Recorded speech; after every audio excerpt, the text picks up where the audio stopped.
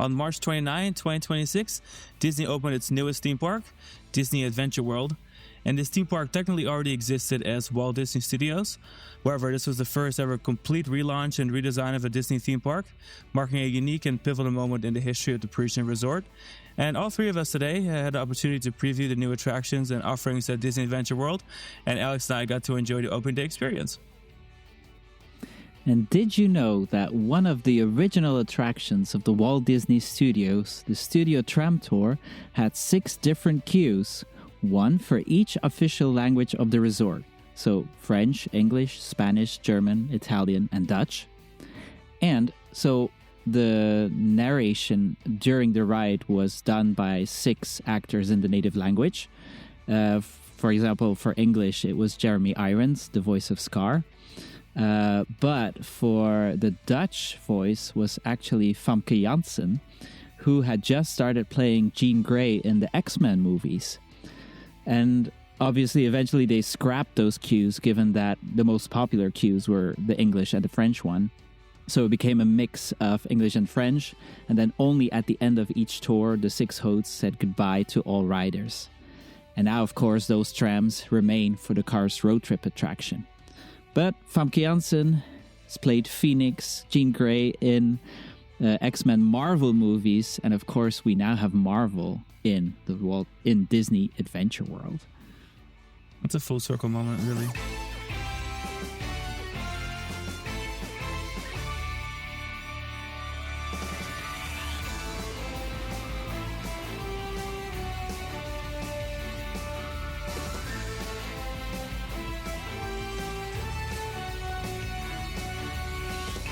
All right, everyone, enjoy your day. And if anyone asks, I was never here. This is the cool part. So as I mentioned, just a few moments ago, Alex and I managed to be there for the opening. And really the only reason we were there for the opening is because we just made the reservations for our annual pass because they announced the opening date and we kept that reservation just in case. And then schedules worked out and then we popped into Paris and we did a couple days there. And because we had enough time on the front end, we also managed to make a reservation for a preview. So we kind of got lucky with that. And, well, Sven, you got a cast member preview, which is even more special. You were the first one in, pretty much anyone, right? Anyone that publicly visited.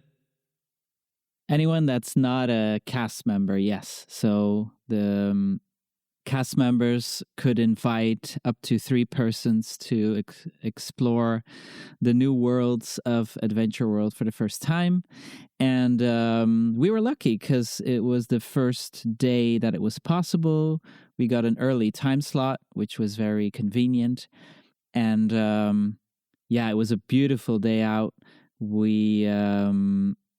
You had to go like on the side from Tower of Terror to go in, and you had a bracelet you needed to show. But yeah, the first time you see Adventure Bay, that's when you're like, okay, this is different. This is not the Walt Disney Studios that we're used to. And then, quite a walk also to World of Frozen. So you could immediately feel that the size of the park had increased. So during the preview, the rides were open. There was a bit of entertainment. Like there was not the boat show on in Arendelle was not there yet. Olaf was not there yet. But besides that, you had the meet and greet with Mickey. You had the shops were open. So we did obviously the Frozen attraction. We also ate at Nordic Crown Taverns. Nordic Tavern Crown. I'm messing up the name, but we'll come to that later again.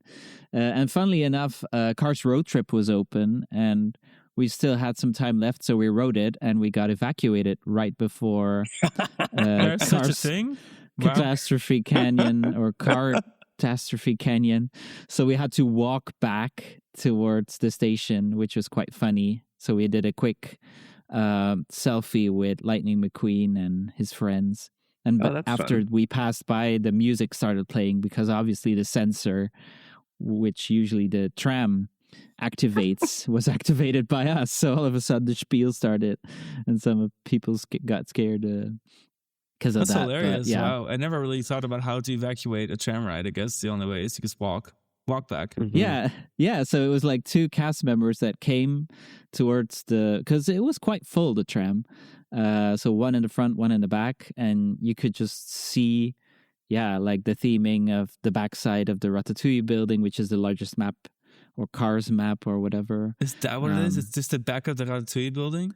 I had never even thought about that. I think so, yeah. Wow. Sorry. Yeah, I think so. So, and then we were just in time for Cascade of Lights. So that was also the first time for, I think even for the cast members, but I'm not sure about that anymore now. So anyway, it was one of the first times. So very fortunate to have done that. A shout out to Florian, my friend who works there now in the Mickey and the Magician show. But yeah, very happy to have done that. But then, that was the first time for the cast members. Then there were the annual pass previews, and you guys did that, right? Yeah, so the annual pass preview, and we'll discuss in a little bit how the preview went, or I guess I could discuss it now. Because we weren't really sure we were going to be able to go, and I don't think it was that clearly communicated by Disneyland Paris, to be honest, on how to make pass holder reservations. It was more of a, like, once we had planned our trip, it was like finding out how to make the actual preview reservation, which eventually realized that you had to log into a different portal, like the Avant Premiere or whatever portal that they had made for pass holders. So once we logged into that, we were able to pick a time slot. And there was only evening slots left. I think I picked the earliest one we could find, which was 6 p.m. or 6:15 p.m. But it wasn't that big of a deal because they were doing the preview until 11 p.m. So even when we got in, we got in a little bit early at 6. We were able to discover the whole world, and we rode Frozen 4 times, and we had a bunch of snacks, and we rode Réponse, we did Cascade of Lights, all that, and still I felt like there was too much time. We were just sitting around killing time here or there, just kind of relaxing, but it was really cold, so it wasn't that relaxed because I don't know why it was like 0 degrees in March. And I was tired. It was just exhausting. Yeah. It was also our first day, like after we had just arrived from the US, so it was a long day, but we had a great time in our preview, mostly because we had known that some of the previews were really, really busy. Ride wasn't operating consistently. But for us, it was one of those things where we used our one-time ticket for Frozen Ever After, and the line was 30 minutes. And when we got off the ride, the line was only 5 minutes or 10 minutes. And so we asked the cast member, do you mind if you ride again? And they're like, oh, anytime it's below 30, come on, you can go ride. And we're like, okay, great. I'm like, bet. And they rode 4 times. And it was a good experience. We went opening day, which we'll talk about in a little bit. That was a whole different story that we waited like 3 hours. But, it's all part of the experience, isn't it, Owen? Fun to be part of the vibes. Yeah, it was all about the vibes that day. So we're going to discuss really what Adventure World is, what it used to be, and we'll start off with a little bit of history. Just for those who didn't listen to our previous episode, we did a whole episode that was like 2 hours long about Disney Adventure World, all the changes, all the details. And this is really the follow-up because now we visited, and this is the full circle moment. But we'll do a quick recap for those that haven't listened to that episode. We'll start with a little bit of history. And Alex, you're today's history buff. Please go. Yeah. So the super quick version is that Disneyland Paris, or rather Euro Disneyland, as it was called when it opened in 1992, it's just the one Park Disneyland, 7 hotels, and Disney shopping resort area. But a second gate was contractually obligated per the French government, the agreements with the Walt Disney Company. This resort was designed to be not just like another resort, but really like the Disney World of Europe, with like a ton of hotel infrastructure and resort area infrastructure, and the plan for there to be multiple parks. Disney World at the time wasn't even that big when Disneyland Paris was being developed. They were just now opening their 3rd park. So Paris was like boots on the ground, like we're going to do a massive resort that's going to have multiple parks. And they had a very ambitious growth plan that originally included a Disney MGM Studios Europe version of the park opening in 1996. However, Disneyland Paris was a financial disaster. Euro Disney as a brand was a huge marketing misfire.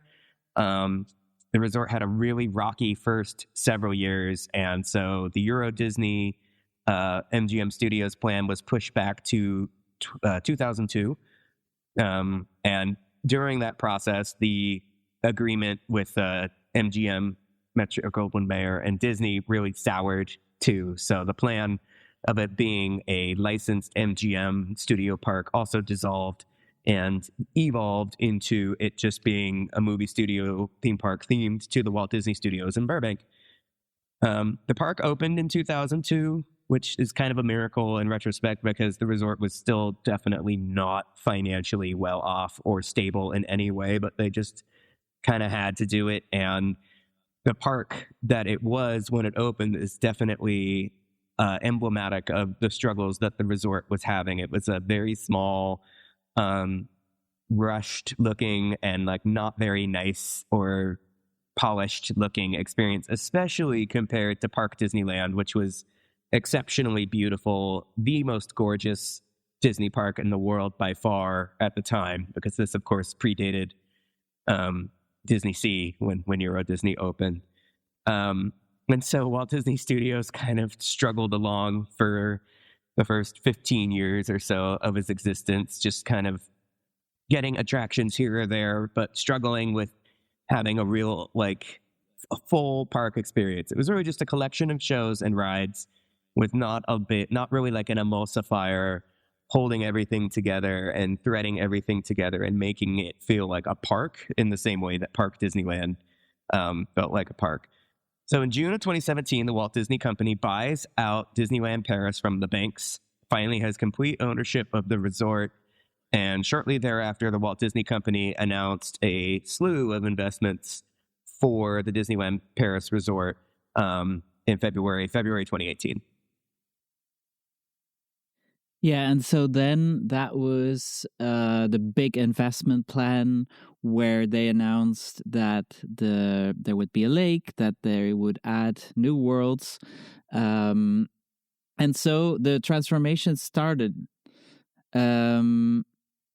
So first there was, in 2021, Worlds of Pixar, which is actually just a new name for Toon Studio, which by then had several Pixar attractions. So there was Toy Story Playland, we had Crush's Coaster, Cars Roux Rally, the tiny version of a help me with that, Radiator Springs. And then obviously the Ratatouille ride, which had opened in 2014. It also added a very controversial meet and greet cardboard, I should say. Oh, yeah. Mm-hmm. Which still peels off from time to time, but you know. But yeah, obviously we had COVID that delayed a little bit of the plans, but eventually in 2022, so 4 years after they announced the changes, Avengers Campus opened with a transformation of Rock and Roller Coaster to Avengers Assemble Flight Force, and Armageddon that had got scrapped and became a totally new ride, well, an actual mechanical ride, let's say, with Spider-Man Web Slingers attractions. And then after that, it was kind of waiting for Frozen, you know, and for the lake. So they worked mostly on infrastructure. The pathways got replaced and upgraded, and also a new novelty that wasn't announced earlier on was the reimagining of Studio One, which was completed in 2025 as it became world premiere. And so Studio One is the area where you enter the park after the plaza. And instead of focusing on the movie studios aspect, and because there was this thing when you walked forwards into the Studio One, everything was nice and shiny. But if you looked the other way, you could see how it was made. Obviously, that got scrapped now, and it's all part of you being at a kind of premiere event, and then when you go out, you come into the new worlds of the movies. And that brings us to last Sunday, where we had the official opening on March 29th of Disney Adventure World. And so we'll start a little bit with, they're going to discuss Adventure World, Disney Adventure World, just as Disney Adventure World going forward, Walt Disney Studios in the past. And for those that are not familiar with the park as much, we'll do a quick little discussion on what the park's layout actually is. So Sven just told us about World Premiere Plaza, which is really just the entrance. It's the movie studios. It's the glitzy, glamoury Hollywood film premiere. And then it's what this park calls a zone. So it's not it's not a themed world according to Disney. It's a zone, and the zones are pretty much like loosely attached walkways with the same theme.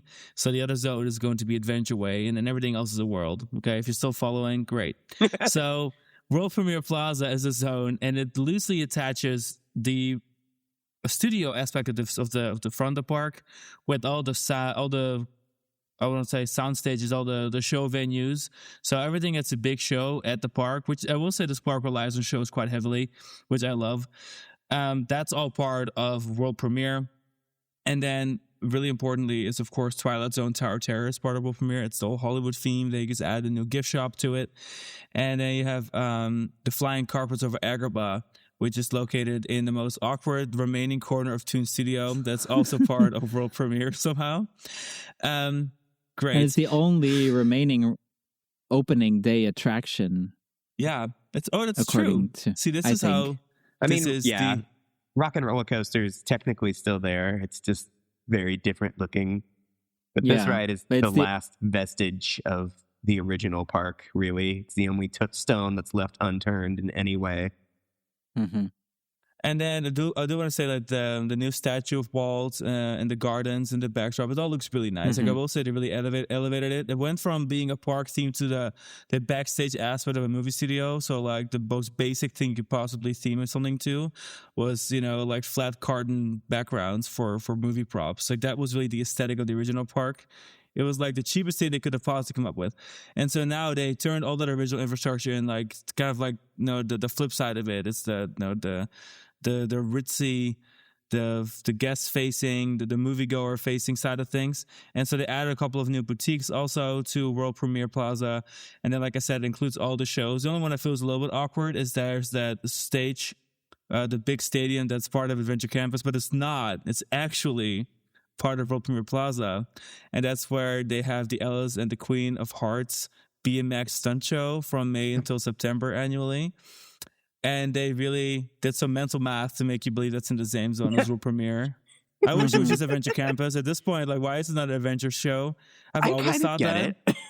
You get it? Because I don't. That sort of makes sense. Because I think of World Premiere as like being like a finger that extends all the way back. And like Adventures Campus is over here. And it technically ends before you get to the little midway that connects the theater to World Premiere. And then on the other side is Adventure Way. So it's like three little parallel sections. But you cannot walk to the stadium unless you go either through Adventure Campus or through Adventure Way. So the only way to get there is to go through Adventure Way. Because the walkway by Tower of Terror is not open anymore, right? That's a backstage only. So the true adventure on Adventure Way is the way they were making our way to the show that's spectrally part of the area from the park. But besides that, it's great. Retcon that as being part of Adventure Way. I guess. Yeah, at that point, just make Alice part of Adventure Way, right? That sounds like it'd be that would make more sense. Yeah, why not? Anyway, because it's a show, because it's like stunty, it is part of Hollywood Premiere Stunty. She's World stunty. Premiere Plaza. She's stunty. She's stunting. Other shows include Together, a Pixar musical adventure, which is Alex and I's probably like second favorite show at the resort, my favorite at the park. Mickey the Magician, great show. Florian, your friend, is in the show. I don't know if I saw him or not. We saw the show last week. Who knows? It's such a cute show. He's the genie, so... Oh my God. So we did see him probably. Well, he's friends with the genie. Oh, yeah. Right. I got you. He's friends with the genie. There's Frozen Musical Invitation, which is actually staying, which is interesting. But the meet and greet with Olaf is gone because Olaf is now... I thought it was closing. It was closing. It is closing. But is it closing? Let me check that. Okay, we're going to double check for you. Stitch Live is still there in 2 languages. And then Disney Junior Dream Factory. So there's a lot of shows, and maybe the Frozen Musical Invitation is gone. But I would imagine that's still being very popular. Sven, what'd you find? Frozen: A Musical Invitation is closing tomorrow on April 1st. Okay. Oh, wow. Well, it was there for opening day, so I She was assumed it there was going for to the stay. grand opening, and that's it. I'm a little bit bummed that it's leaving because I think like a sing-along show for Frozen is still like a really attractive thing to do. And it's not like there's room inside World of Frozen to do that. But anyway, okay. I guess they have other plans, so. Look forward to seeing what that may be. Give me a dark ride. Okay. And then this dining and shopping is not special at all. There's just like a little coffee donut shop. There's Hollywood Gardens restaurant, which we did actually kind of enjoy when we went there last time. And there's Mickey's of Hollywood Boutique, which I will say has a really fun lineup of merchandise for Adventure World stuff. We're actually wearing Spirit Jersey you can get there. Or all three of us are wearing it. Disney Adventure World, officially licensed. And we'll move on to the next area, Alexander, Worlds of Pixar. So Worlds of Pixar I love because it was definitely the world that is like more of a retcon woven tapestry of things that were already in the park that didn't really need to change. In the same way that like the backlot really needed to be reimagined into Avengers Campus, all the Pixar stuff was totally fine. And it was like a bunch of cute things that were just themed to what was popular at the time, what was working at the time. The Disney studio was not exactly firing off a lot of hits in that era, but like, of course, Pixar was just like from the 2000s, really Pixar owned that decade. So it's just a nice little timeline, I think, of like the success of the Pixar studio and like Walt Disney Studios Paris building attractions that were resonating with audiences based on the films that were being produced by Pixar at the time. So let's see. We have this organized. Okay. Cars Road Trip and Cars. I don't know how to say this well in French. Quatre roues rallye. Thank you. And then Ratatouille. Can you say the French part? Yeah, Ratatouille, l'aventure totalement toquée de Rémi. Beautiful. In Florida, it's just called Remy's Ratatouille Adventure. The French name is cooler sounding, but I can't pronounce it. And then we have Crush's Coaster and Toy Story Playland, which is a land within the land that consists of 3 little rides: a Toy Soldiers Parachute Drop, RC Racer, and Slinky Dog Zigzag Spin.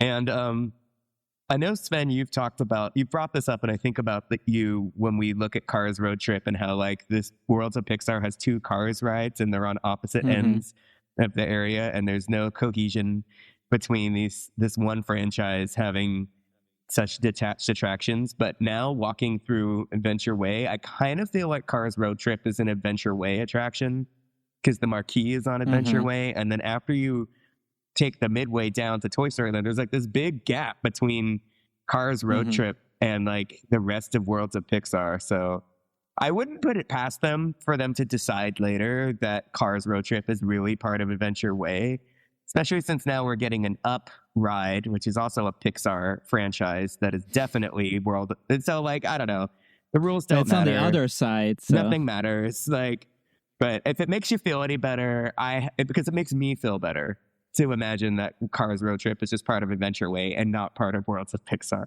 I will say when you are traveling through or walking around Adventure Way, the way they position that marquee with that really nice like neon logo for Cars Road Trip, it like Alex said, it really does feel like it is part of Adventure Way. And I know they don't want to market it as such because the whole point is that they have all the Pixar in one cluster right now.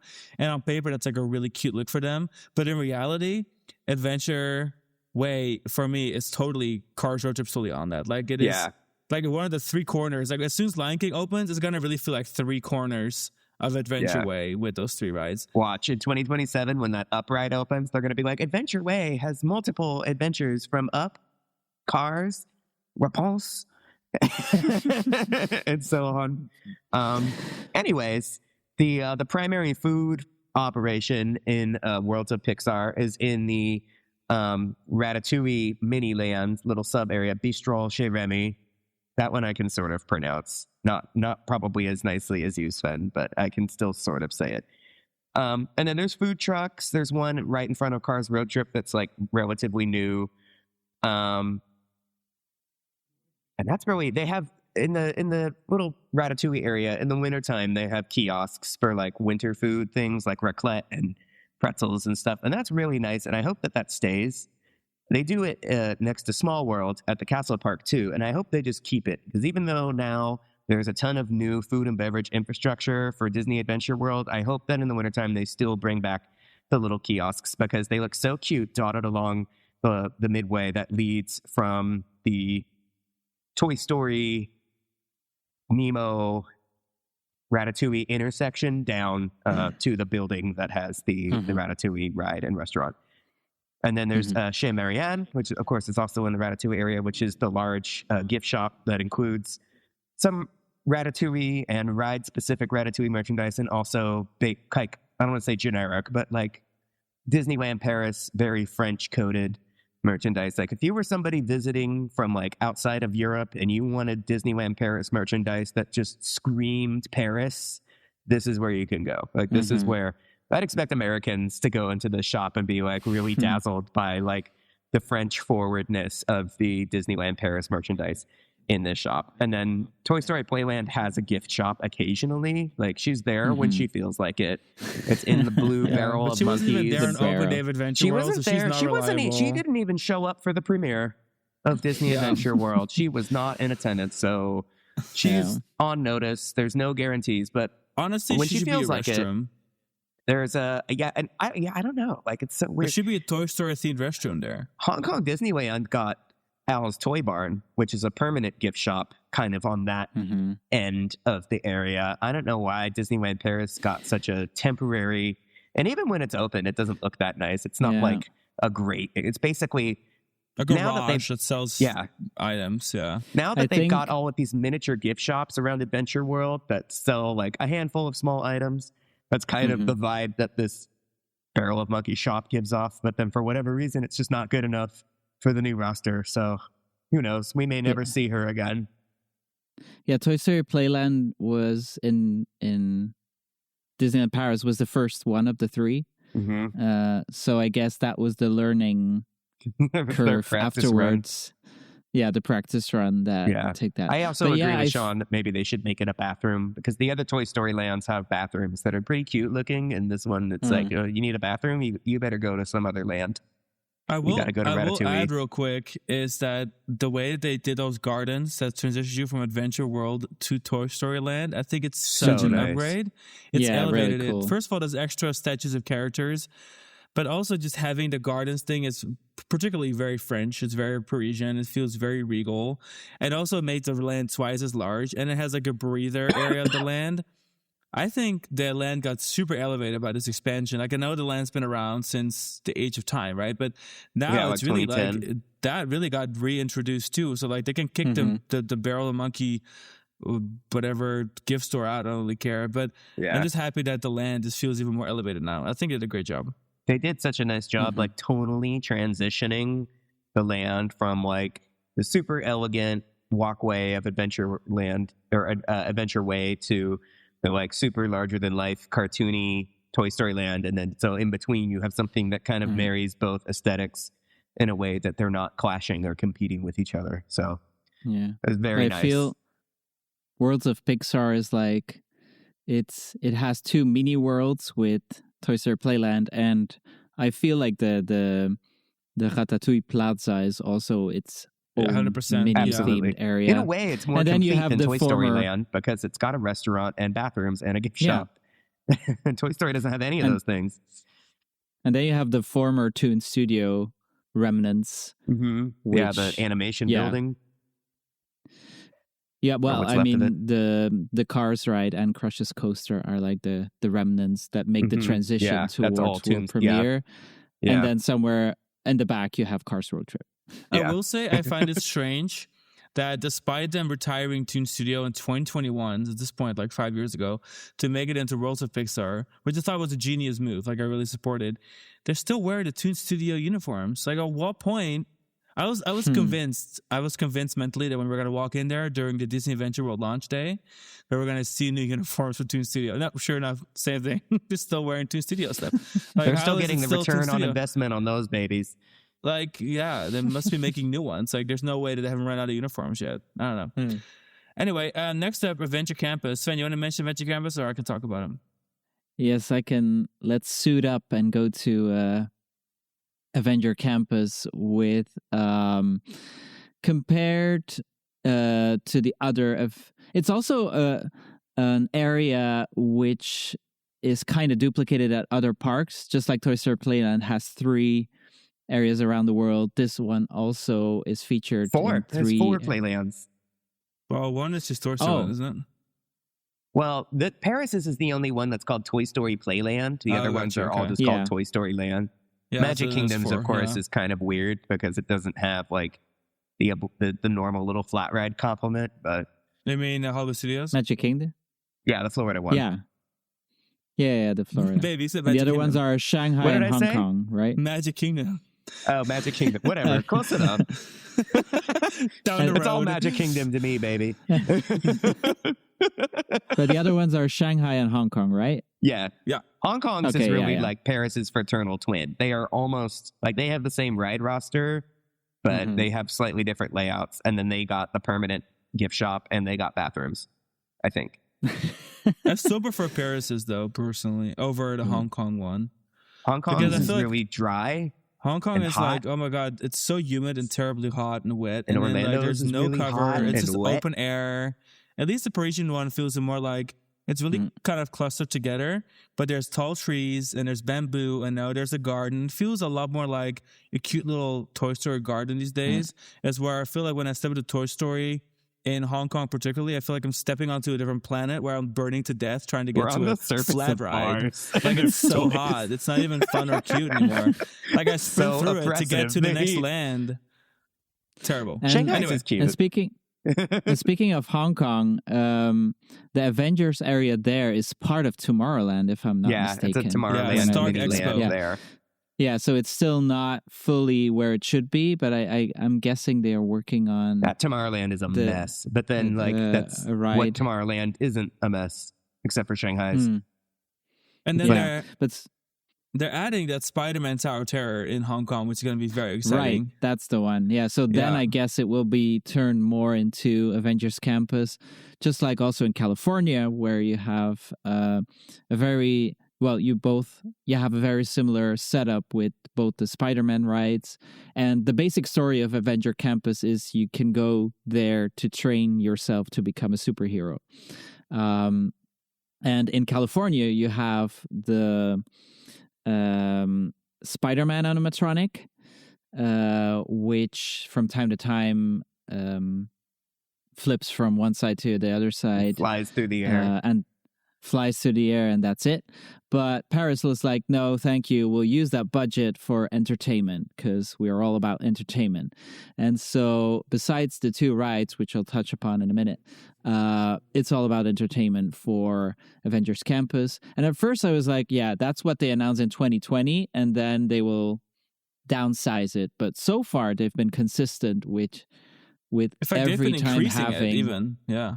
Yes, correct. we saw the correct. Deadpool processional the last time. Nice. Oh my Yeah. god, Deadpool is my favorite. I remember I was in the Avenger Campus area at some point, and then I had to do a survey, and it was specifically about Deadpool if we wanted it back in the parks. And I said yes to everything, so apparently it worked. Yes. Thanks, man. That's perfect. Deadpool so, also yeah. says yes to everything. So Yeah, because on one hand, they have specific shows that are planned and are on the schedule. And other than that, they also have roaming characters. They have the specific Avengers car that comes out from time to time for pictures with characters as well. And there's the dedicated hero training center where you can go either have a picture with a meet and greet with Spider-Man or with a surprise Marvel character. But besides the entertainment, you of course have the 2 main rides, Spider-Man Web Adventure, the interactive dark ride, and it was only the second dark ride for, if you count Tower of Terror, then the third one, for the resort. Well, for the studios at that time, Adventure World now. And then obviously Avengers Assemble Flight Force, the transformation of Rock and Roller Coaster, which is controversial. Some people really like it, and some people Sean. do not. We love her. Can I just sidetrack for one slight second and tell everyone that they're just like over hating? Because every time I ride this, I'm like, okay, let me go in this very neutral and be like a bothered bitch. But then I go in and I'm not that bothered. Like I enjoy the story. I think that the animatronic is cool in the pre-show that they finally started using again. And then Captain Marvel is like, you know, like the dialogue between Captain Marvel and Iron Man, Tony, whatever his name is. Great little like sport back and forth. And then on the ride, it's like every 2 seconds there's something happening. I feel like it's really clever using that screen that goes along the big turn. They're using that screen 3 times throughout the ride by displaying different things on it. When they upgraded it by adding stars and adding a couple of flyby moments, I think the ride is perfectly acceptable. Is it weird to have 2 space launch coasters in the same resort? It's the only thing I can agree with. But for people to keep complaining about how much worse this and Rock and Roller Coaster, I'm like, did we ride the same Rock and Roller Coaster? Because I vividly remember I had Rock and Roller Coaster also feeling like a really bare bones attraction with just lights in it. It wasn't like that good either. But everyone has this romanticized idea of Rock and Roller Coaster. While this has more of a story, it uses animatronic in the pre-show instead of just a screen.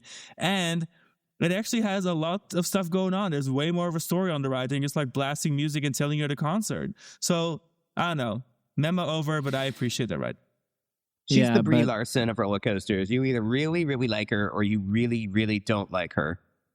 Perfect, honestly. Well, I'm still in between, but, you know, that's my main frustration is what you said is like there's 2 very similar... already Rock and Roller Coaster and Space Mountain were similar. Mm-hmm. Like, it's not the same, but it's similar. And now you change the theme to almost exactly the same theme. Yeah. So that's like, while the Rock and Roller Coaster, the theme was more unique, and especially music, it's very rare to have a ride themed to music in a theme park. And I think it really worked with the European crowd. So I guess that's one of the frustrations that with the new attraction. It's not bad. It's okay, but I guess it had to be the highlight attraction of the area, and it doesn't stand out the way it could have been with like the way that Hyperspace Mountain stands out for Discoveryland, you know. But that said, we also have dining and shopping in Avengers Campus. So with Pim Kitchen being, I guess, the highlight restaurant, and it's different compared to the California version as it is a sit-down restaurant and it's a buffet restaurant. So, and all the foods are either very small or very large, but the concept is just different compared to the other one that we know in America. Another very unique restaurant, and that's also one of the remnants of the original Walt Disney Studios park, is the Super Diner, which was a real dine. If I'm not 100% sure about this, but from what I remember, it's a real diner that they brought over and installed there. And luckily, it's still there. It fits perfectly with the theme, also it's so cute. With the I kebab love it. that they offer. And then you also have Stark Factory, which has had many different themes in the past. And part of it already had a Marvel theme at some point, I think, because there was a Spider-Man meet and greet next to it at some point. But now it's completely Stark Factory and perfect for the area. I love that restaurant. Actually, and course, Go ahead. Well, and then the final thing is the Avenger Campus Boutique when you exit the Spider-Man attraction, and it's always crowded in that one. So, yeah. I've also the merch actually is not terrible in there. I think they have some really stylish stuff. They got some fun Avenger Campus stuff. I mean, we're not big Avengers people at all. I mean, I'm probably the last person to give a single flying F about anything Marvel, but I do have Avenger Campus merch because I like the area. I think it's clean. I think it's nice. I love the kinetic energy of the entertainment, which, like Sven said, they've been really good at. There's always walk-around characters. There's always stuff happening on the roof. They do little nighttime shows. like what was promised is actually delivered. As where I feel like in Anaheim, I don't get that feeling. People are always really partial to the Anaheim resort, and so am I. I mean, we used to be pass holders, we love it there, but I find that they kind of fumbled Adventure Campus there. Okay, they're adding new rides now. That's great. Can't wait. But the existing Adventure Campus to me there feels lifeless. And this feels kind of thrown together with the Tavon collection that's supposedly part of it. It's like you could have fooled me. I don't think it's a good area at all. Anaheim people were not impressed. Then I do think that they really did a good job with the one in Paris. Yes, it's a reskin of a pre-existing area, which I guess everything is. But I do think that the aesthetic is much nicer, higher quality. I feel like I see more entertainment. There's a lot more dining options. Like there's one restaurant. There's a bunch of little places you can go and get a snack. And then it just feels cohesive. And it's from like entrance to exiting, it feels cohesive. And now that it exits into Adventure Way, I think it's good. Mm-hmm. Yeah, one more thing about Avengers Flight Force is also the exterior. Because I think it's Friday that's in there. So it's really cool and interesting how they use the soundscaping of the area and how every show can really come to life because it's not just in one specific segment, but the whole, even the Friday section can interact with it. So for those who don't know, Friday is an AI being of Adventure Campus that like communicates with the Adventure Assemble, I guess, headquarters, which is what she's Tony's AI supercomputer, and so she's sort it's not real the receptionist AI, of everything. Yeah. She's the emulsifier of Avengers Campus. She's really the heart of the operation, in my opinion. Yeah, which is something that the Anaheim one is missing. Anaheim's like having Web Slinger for Paris, spot on, great choice. People love it because you guys don't have Toy Story Mania. We had Toy Story Mania already, and then they put Web Slingers in the same park, and Anaheim people were like, what the fuck is this? And then Tower of Terror, now Avengers Breakout, like that's a great ride, or Guardians of the Galaxy Break, but it doesn't feel like it's part of the area the way that Flight Force feels like a part of that area. So of all of the Avengers lands, I really feel like Paris is just the one that like works the best. They got it right. Yeah, I agree. And so the next two areas of the Disney Adventure World really is one zone, Adventure Way, which includes Adventure Bay, which is the water in the middle, and a World of Frozen. And we are going to be discussing this as we discuss our experiences with the previews. Because between the three of us, we've experienced everything they have to offer. Because it's funny, you did Royal Encounter, right? The meet and greet with Anna and Elsa, you mean? Yeah. Yes, I did. Okay, perfect. So between the three of us, we've experienced pretty much everything. So we are going to discuss that in just a few minutes. Before we run into that, I just want to discuss real quick our opening day experience. So we already kind of discussed our previews, so I'm not going to rehash that. But Alex and I, with a couple of friends, went to the Disney Adventure World opening, and we didn't know what to expect. There was really little information out there, except for Disneyland repeatedly sent out emails and messages on the app and to hotel guests that it was going to be really, really busy. And so to best avoid Disney Adventure World on the 29th and just go to Disneyland Park and then visit World of Frozen in days following the opening. And we're like, okay, bet, like the pass holder reservations were sold out. But I think they would manage to scare away enough people from the resort, which I think theme parks like doing that, just to kind of have a decently smooth opening. And I think they did a good job with that. We got there, I think we left our hotel at like 6:45, jumped on a train at 6:52, and then we were there at like 6:55, like quite early. And then I think we stood at security at 7 a.m. And there wasn't really that many people there. They opened up a bunch of security lanes. So we ended up being, everyone does that thing where they go from one lane to the next lane because they open it up. So we were actually kind of in the front. And then they did give resort guests the first entry, really. So they opened the resorts area security before they open the outside security areas, which I respect because there's a resort there. Those are paying hotel guests. I get it. And so we were in maybe 10 minutes after them. And then we still managed to get in line at Disney Adventure World's entrance, but it almost looked like it was early entry, like it wasn't that busy yet. And then they opened the gates to the park about 90 minutes before the park opened. And we all fill in the World Premiere Plaza, like the entrance where they have the water tower. Now on the water tower, they had already painted the Disney Adventure World logo, and we saw in the windy a couple days before in the wind we saw that the tarp was blown off, so we could already see it. And so they had a tarp with the Walt Disney Studios painted logo taped over it. And we didn't know what was going to happen. We were all just standing there, like, okay, great, they let us in early. Now we're waiting to go into world premiere. And so as we wait, at one point, some audio came on, and Spider-Man, he's on top of the tower, and he's talking to us about his daily routine and how he's the influencer, or he's hiding he's the influencer, or whatever. And then, so cute. Eventually, he, like, makes his way down the tower, of course, like Spider-Man style. And as that happens, the old banner of Walt Disney Studios is ripped off, and it shows Disney Adventure World. And as that happens, a few moments later, they open the doors to Studio One, or now World Premiere. And so we walk in, and we all walk in there. And this is how they were staggering it, because the moment that we walked into the actual plaza area, they stopped. Once that's full, they stopped letting anyone in. So there was actually long lines outside the park.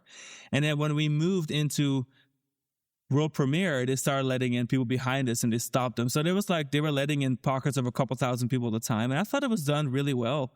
I thought it was well staggered. So once we were in World Premiere, we stood there for maybe 10 minutes.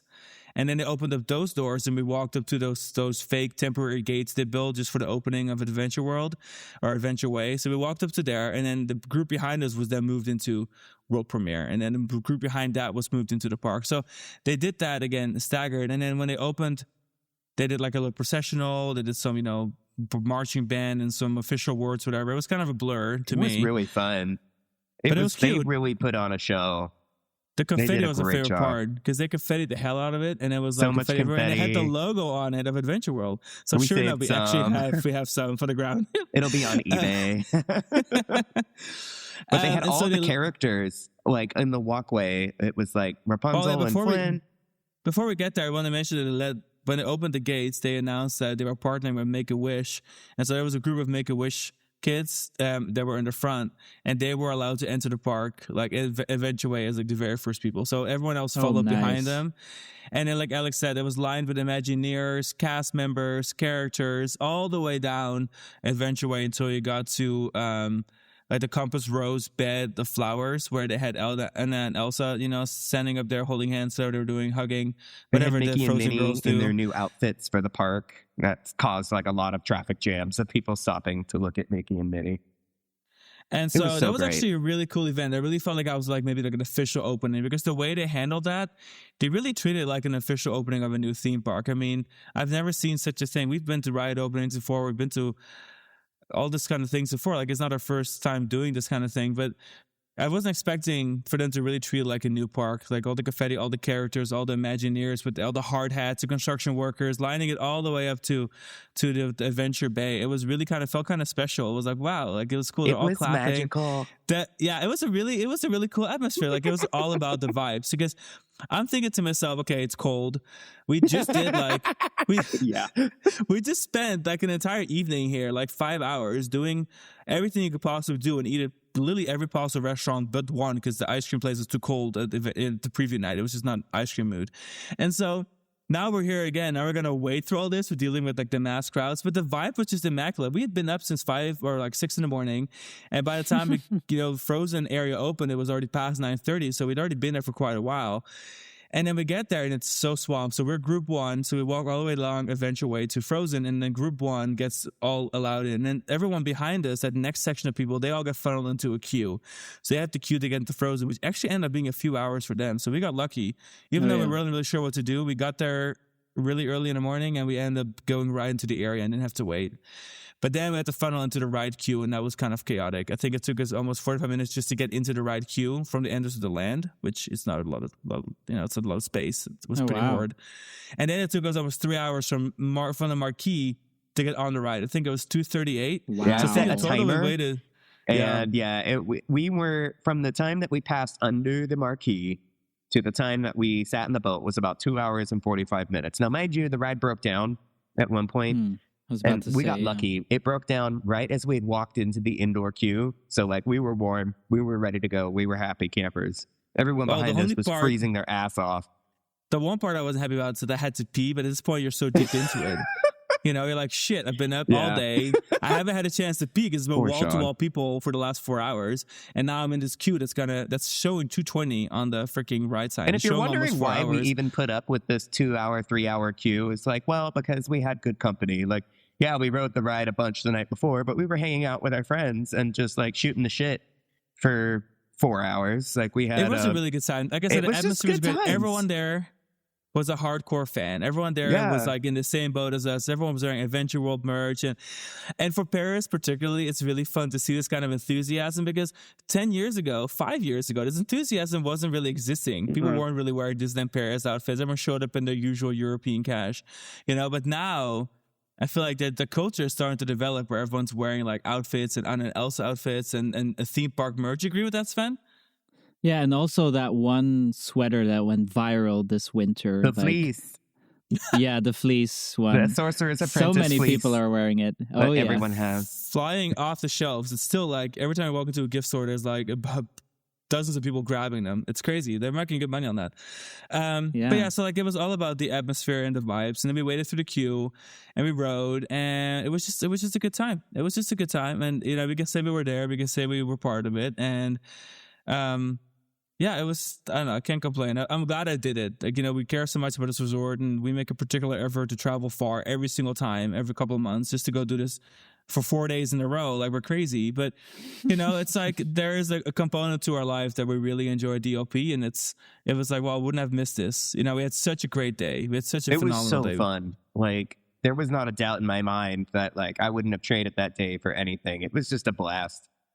And then after we rode Frozen, I will say it was really chaotic. You couldn't get into the gift store. It was kind of chaos. The gift shop was there. A little crazy. There was long lines to get the Runa little animatronic that interacts with the area in the ride. And so we eventually exit the area and we just snacked around all the snack booths, some of which we'd already done a couple nights before, but just to hang out with people. And then we rode a couple rides at studios because really the rest of the parks were dead. It was 5 minutes for all the rides.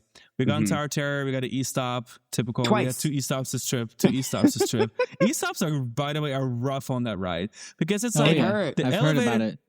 Yeah, it's like the elevator does what it's supposed to do. It's like really yank you up or yank you down, but it just stops. And like it's so abrupt, it's like it's scary. Like you get like a heart pounding. Like what the hell? Like it just stops. Like it's super rough.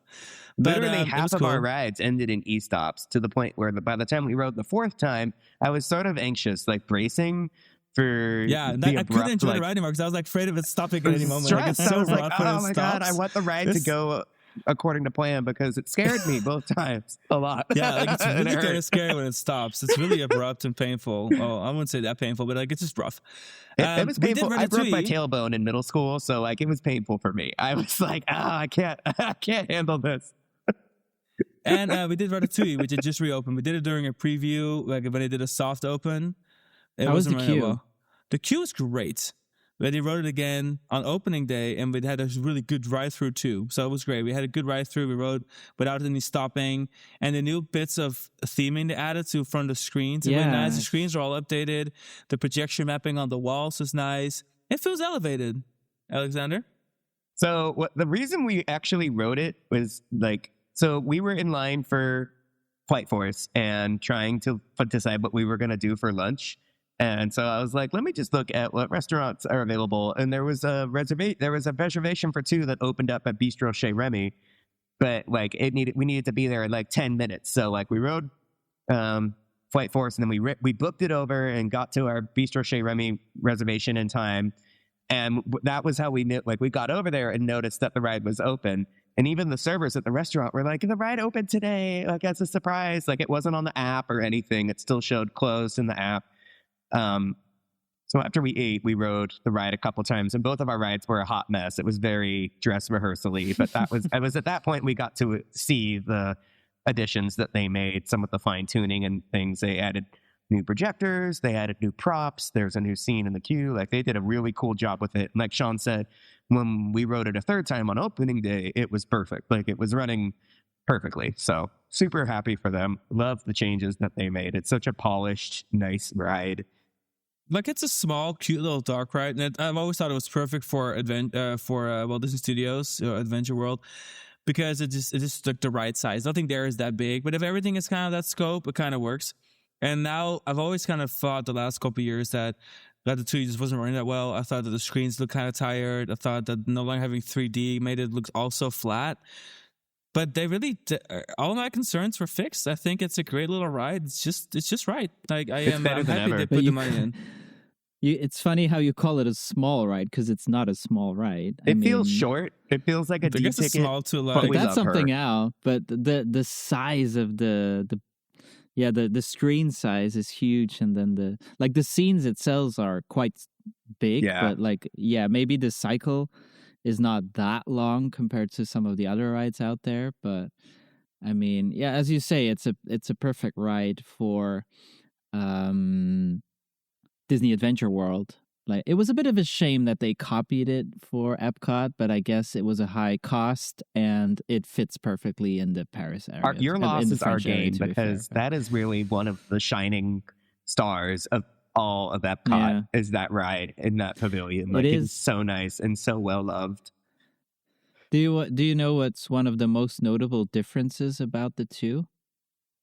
Tell I me. can think of a couple, but I want to know what one you're thinking of.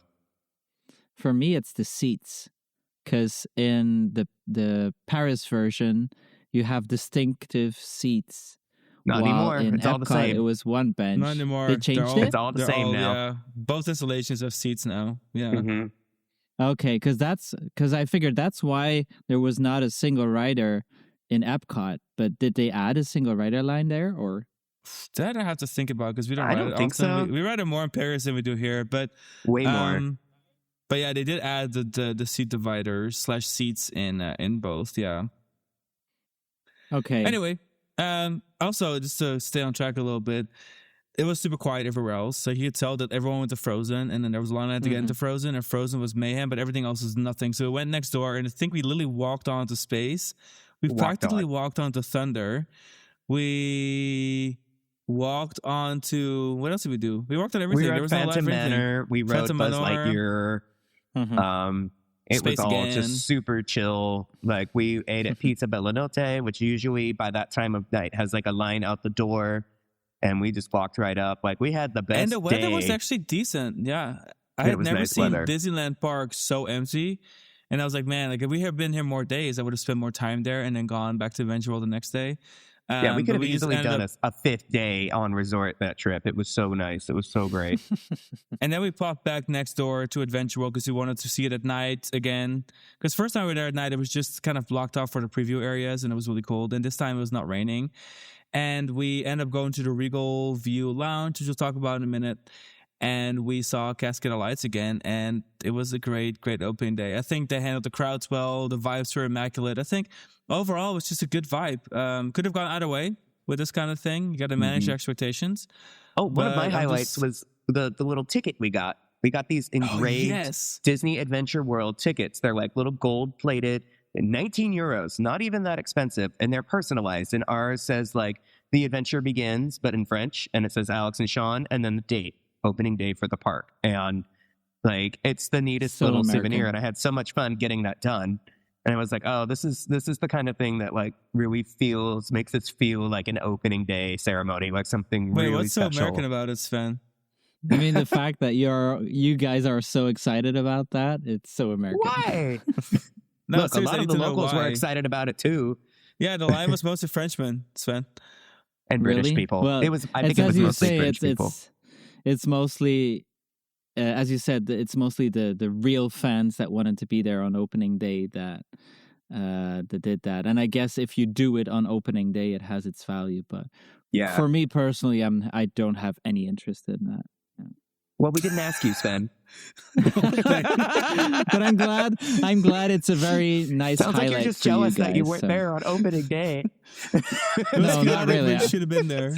I was glad to have missed out on all the early getting up and Yeah, If there that's was fair. one thing that you should be But- glad you missed out on, it was the chaos related to the Frozen gift shop at the exit Yeah. of the ride, It because got that bad. was a People were shit getting show. mad. There was That was a bouncers from a shit show. third-party company involved. It was I have all- my- yeah. My God. Frozen t-shirt. So Holy shit. because it has Sven and Olaf on it, obviously I wanted a Sven t-shirt. So- So cute. But I'm going back on May 5th to the park, so I'm curious to see how it will be when it's already routine for like a month, Yeah.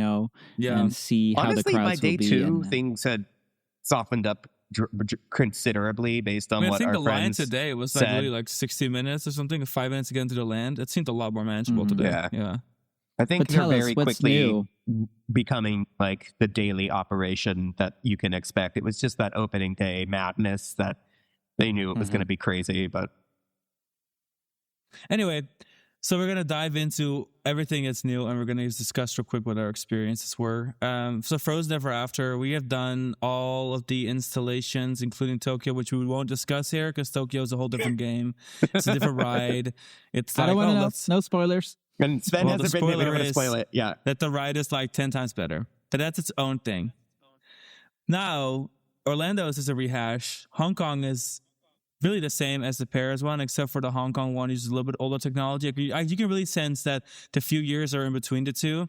I think the lighting is better on the one in Paris. Go ahead. And story-wise, there is a difference as well, I think. So the Slight, biggest like really minor.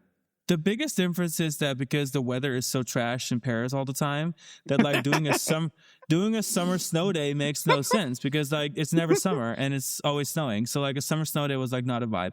So instead, they did a really clever thing, and they made it the festival of the snowflower. And so now it doesn't matter what time of year it is; it's just a festival in Arendelle, and you're just there to like celebrate with Anna and Elsa. You go to her ice palace. That's where in the Orlando and Hong Kong, where you're always burning to death because it's so hot out. That's where it's always seemed to be in the summer, which is appropriate. So yeah, that's the biggest difference, like tonally. And then the sunflower is like represented everywhere in the land because it's the festival. Like, all the banners with the sunflower on it. Yeah. So that's the big difference is that it's the festival of the sunflower that's happening, and that's the ride. But other than that, it's pretty much the exact same, except for technology-wise, the lighting is better. The final scene when you come down the splashdown and you have that big projection mapping wall with the buildings and stuff, much, much nicer in Paris. It's much grander, it's taller, it looks better. I think that was my biggest difference, really. I just think it's a bit of an elevated version, but other than that, it's pretty much the exact same thing. My biggest caveat, and I think Alex knows exactly where I'm going with this, is Olaf. Because Olaf in French and Olaf in English sound nothing alike. So when Olaf is the code-switching character who code-switches the whole time, but I'm like, you sound so different from one second to the other. So I found that to be a little bit annoying. But that's just a pet peeve thing. The thing is, obviously, my favorite character in the attraction is Sven.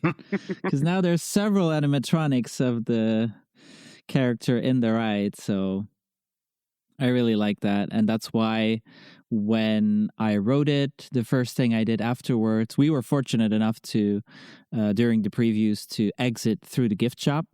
And so I bought myself a World of Frozen t-shirt with a little small Sven and Olaf like stitched on it. So it's really World of Frozen exclusive merchandise. But yeah, that was besides the jersey that I bought, that was my other item that I bought. So Sven, you've done the Epcot one, you've done the one here at Walt Disney World. Sorry, you've done the Epcot one and the Disneyland Paris one. Yes. Thoughts on the differences? Which one do you prefer? I think overall, it's good to have like an adapted version for Disney Adventure World because obviously it needs more capacity than the one at Epcot. I do think that some of the scenes don't benefit from being larger. Like you were talking about the scene after the large drop where you have the castle, and I feel like in the Epcot version, because it's a little bit closer, it feels more cozy, while here, because it's so large, it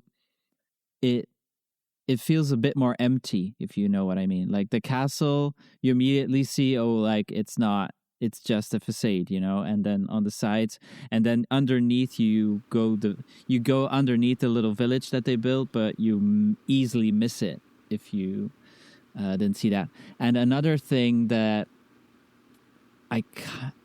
stood out to me in a more negative way was like in the Let It Go scene, they added like this LED effect the moment that you start to go backwards, which feels very unnecessary for me because it LED ruins, effect, is that on the ceiling or what is it? Yeah, on the ceiling, because it's too much of an LED effect, because otherwise it wouldn't have caught my attention, Yeah, I will say on these rides in general, I've never liked the backwards part. I've always thought it was kind of cheaped out to do a little drop and then have you coast to half the show building backwards, but like projection walls where like she supposedly continues on singing and you see her reflection in the ice. I'm like, really, guys? Like, this is what we're doing? It feels all a little bit easy. I always just like to forget that part. That's what makes the ride stand out as being different towards some of the other boat rides in the resort. So yeah, I guess it's so high tech versus being just animatronic driven. I guess that's a good point. It does feel very refreshingly nice and different and high tech for the resort. And I've also enjoyed that the attention to detail in the queue and stuff is the nicest of the three. I've never done the queue in Tokyo, so I can't speak on behalf of that. I've only ever done Fast Pass for that one. But overall, I am impressed and it feels like the right fit. First, I was going to think like, oh, am I going to be bothered that it's smaller than the Tokyo one? I'm not that bothered. I think it's just the right fit for this resort. It's just the right size. It fits in with everything else that's there. It doesn't feel too long. Doesn't feel too short. I don't know. I'm happy with it. And I'm not a big Frozen fan. So maybe the story's simple, but I don't really care about the story that much. I just want it to be a fun ride. Alexander, any commentary on that? I like the ride. I know a lot of people have said like, oh, well, why couldn't we get the Tokyo version? Guys, the Tokyo version's probably embargoed. Like everything else that's great about Tokyo Disney Resort. I'm sure the Oriental Land Company paid for all of that research and development. And part of the contract is that the ride is not allowed to be anywhere else in the world. Plus, it was also a way more expensive ride. And I just feel like everybody just seems to think that Disneyland Paris has unlimited money and unlimited risk-taking prowess and that they could just build, like a lot of comments are related to like the Frozen ride's too small. It should have been bigger. They should have had Lion King open with the Adventure World. They should have had this and that and the other thing. And I'm like, guys, with what money? Like, I know that Disney World in Florida has a reputation for just like commanding money, like they practically print money and that like they have all this money to do everything they want all the time. But like Disneyland Paris has only recently become profitable, and just because Disney as a corporation is very profitable doesn't mean that they're ready to take on the maximum level of financial risk possible for Disney Adventure World. So I think everything that they did is great, and the Frozen ride is a great example of what was, I think, a reasonable choice and scope for an addition for this park, for this resort. Even though I understand that people feel like it should have been a bigger ride in some way, or that the land should have had two rides, or that Adventure World should have had another land that opened with it, and so on and so forth. Well, I'm going to touch upon an issue that I have with World of Frozen when we finish discussing the world. So, okay, sure. Were there other elements? What else do you want to talk about in the land? Well, I also want to mention that overall, the entertainment I think was actually pretty decent, because they do have that Celebration Aerodel show that we caught a glimpse of it, and they have pyro and fountains and the 3 floats moving around. It's hard to see it because the land, I don't think a lot of people realize, but this land compared to the Hong Kong one is very elevated. So you're really high over the water. So you have to really be able to look down and be on the edge of the viewing areas to be able to see the performance, because you're really high up. Like, I wasn't really thinking about that until we visited for the first time. And I'm like, wow, you're really staring down into the fjord where that's all happening. So you need to be there early to see it. But I did think it was really nice. I thought it was a nice touch, add a lot of kinetic energy to it. Everyone seemed into it. And with having fireworks and having fountains and stuff, it was a lot more elaborate than I expected it to be.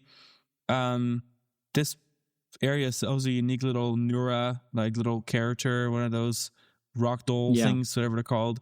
And I think it's a really cute touch. Yeah, troll. That's unique to this land. I thought that was nice. We didn't get a chance to do either Royal Encounter or Nordic Crown Tavern, so I'll have you talk about that for a quick second. Sven, what were your experiences there? Yes. And just because you were talking about entertainment, was Olaf there? No, Olaf was there in a different time of the day. We weren't in the land at that time. Okay, but was he in the show?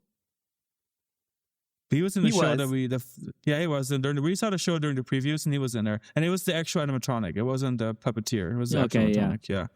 Yeah, because that animatronic is, of course, also something that went viral and promoted the new area for this park. And it went viral again a few yesterday. days ago. It went viral again yesterday. For a I was different about reason. to say, like, yeah, I mean, even animatronics can faint, you know. And somehow Well, the he way seems his like nose he's flew off, totally that in was on character. purpose. Oh, yeah. That's so Yeah. Olaf coded. Like The- fainting and this nose going flying. I mean, it's just comedic gold. Like you couldn't. It's just perfect. Like it is too oh, yeah. funny. There's already memes with songs. It's already a about reaction it, so gift it's, that it's or a genius. gift that I've Yeah. been gifting to my friends, like sending it to everyone I know. I'm like, this is your new It's reaction gift genius. for the year. It's Olaf But fainting one and thing losing that I his nose. find strange, and of the videos that I saw, is that apparently he's not talking in the encounter at that point. Like his mouth is moving, but there's no voice coming out. So I don't know if that's a temporary thing, or because in the show he is talking and moving at the same time. Mhm. Plus, I didn't see the show, but what I also saw in the videos is that when the boat is turning, Olaf is turning around as well. So it's a pretty amazing animatronic. He's you so know, cool. like The fact that he's able We've to nev- balance it around and Yeah. dance around the boat while the boat's on actual water, because this is an actual waterway they built for it. oh yeah, I'm pretty impressed really by, impressive. by that. Yeah. I mean, it's hard to Yeah. have a character like this walk around the land, which is why I understand why it's, you know, like I think they paint this rosy picture, and they do this with everything they do. Where like it's, you know, it's all pre-recorded and it's like 5 guests walking around, and Olaf's walking around, everyone's walking around, Oaken, Sven, whoever's walking around, you know, like, but in reality, that's not a possibility. It's slammed, it's busy, there's a million people in Yeah. there, and so they can't just have an animatronic walking around. So I get that's kind of like the Runa thing, where there's like a character that has a troll that she's carrying it in you know, in their arm. Yeah. And then, you know, it's like really a puppeteer. I think that's the best we're ever going to get out of Olaf, is having like a cast member with it, and then like kind of building this like human barrier of people that can just look at it. But it's still a really yeah, neat but touch. that makes sense. Yeah, it's Yeah. a neat touch. But speaking of encounters, I did the royal encounter. So you can visit the royal palace, and you have to make a reservation beforehand. I think now that the land is open, you have to go on the app to make a reservation for this meet and greet, just like you have to do for the Hero Training Center at Avengers Campus.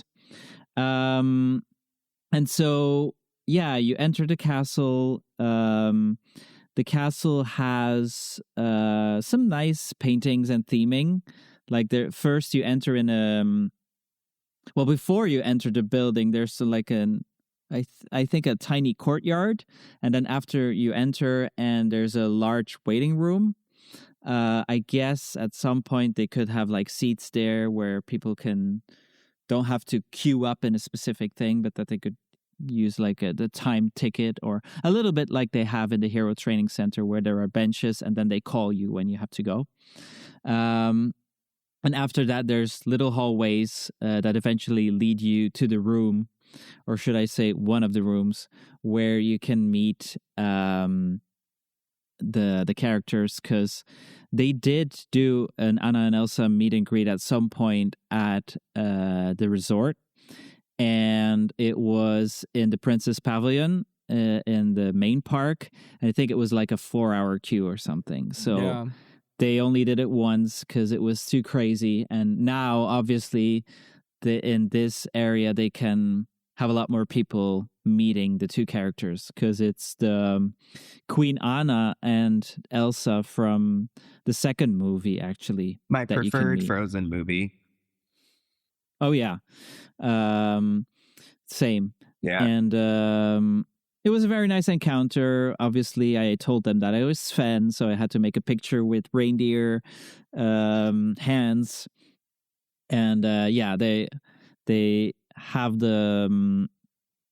they can have performers from, well, all the performers have to be bilingual, but usually it's better to have an English speaking performer as a non-native French visitor. But yeah, and then they take your picture, and obviously you can buy it. So I think this was a very important addition specifically for the French resort. And then the Nordic Crown Tavern is also I think it might be so far, my new favorite restaurant at the park. Wow. Because I have to go to places when I go to the resort. Like in the main park, Kolnohati is one of my go-to places because it's not as good as it used to be, but I mean it's a counter service and you know what you get. You usually have seating and it's decent price quality. Here it will be the same thing because they offer something that you do not have anywhere else in the resort. Because basically they have two choices. Either you go for salmon or you go for IKEA Wise, the meatballs, but it's turkey meatballs. And then you can either choose mashed potatoes or quinoa as a side. Oh, quinoa. Quinoa? Quinoa, sorry, yeah. Very good. It's a judgment-free zone. It's okay. Quinoa. And they add veggies as well.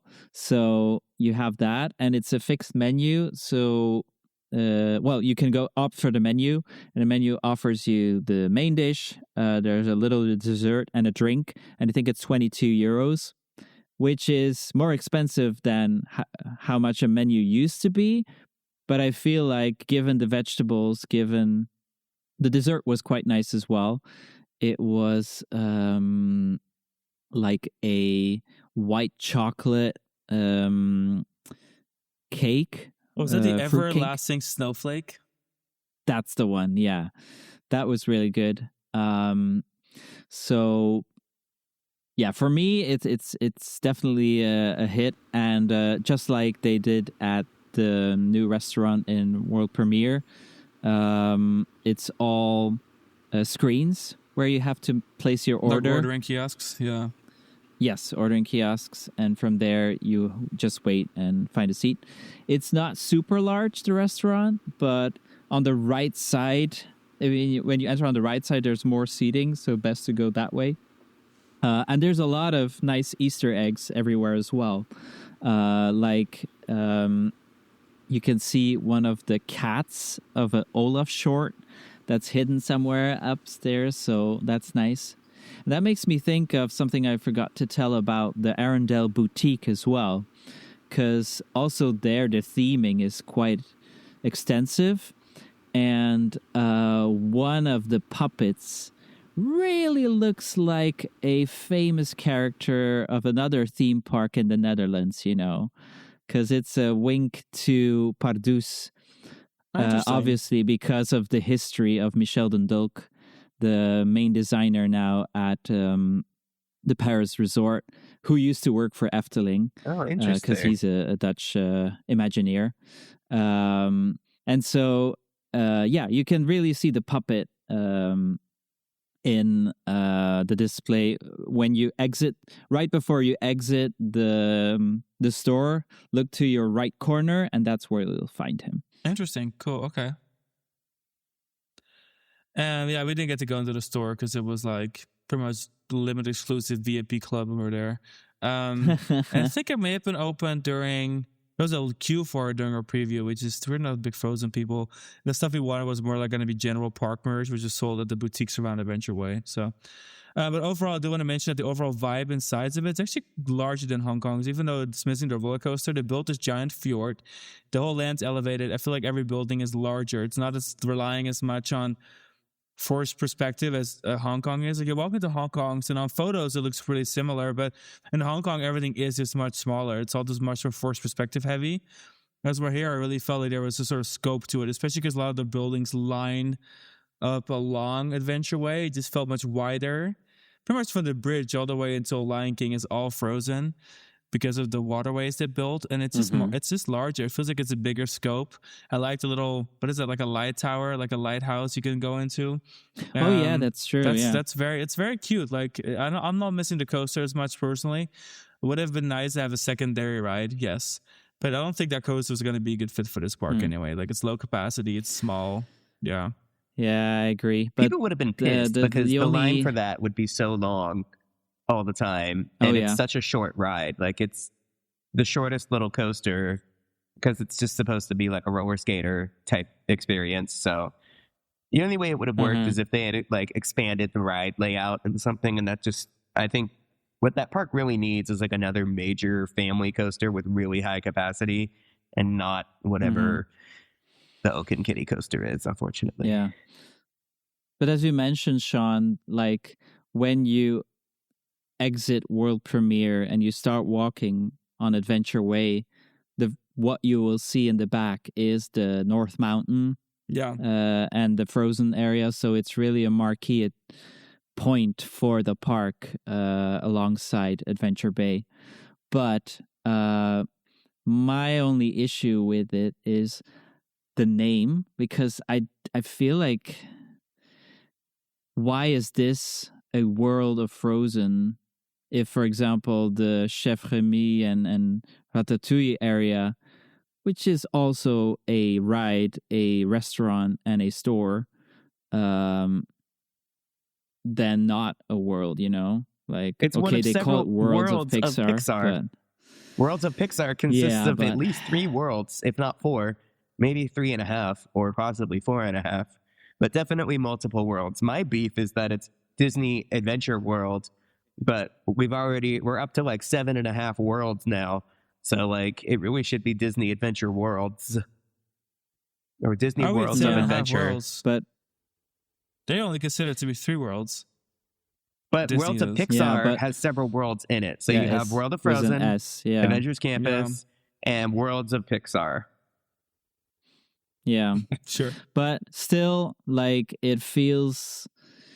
It didn't need the roller coaster to be like an opening day attraction, but like I don't even see if they still have room somewhere to expand and to I don't expect it there to be any expansion on this. On the Frozen. I think they're gonna write this Frozen thing out because this is it, you know.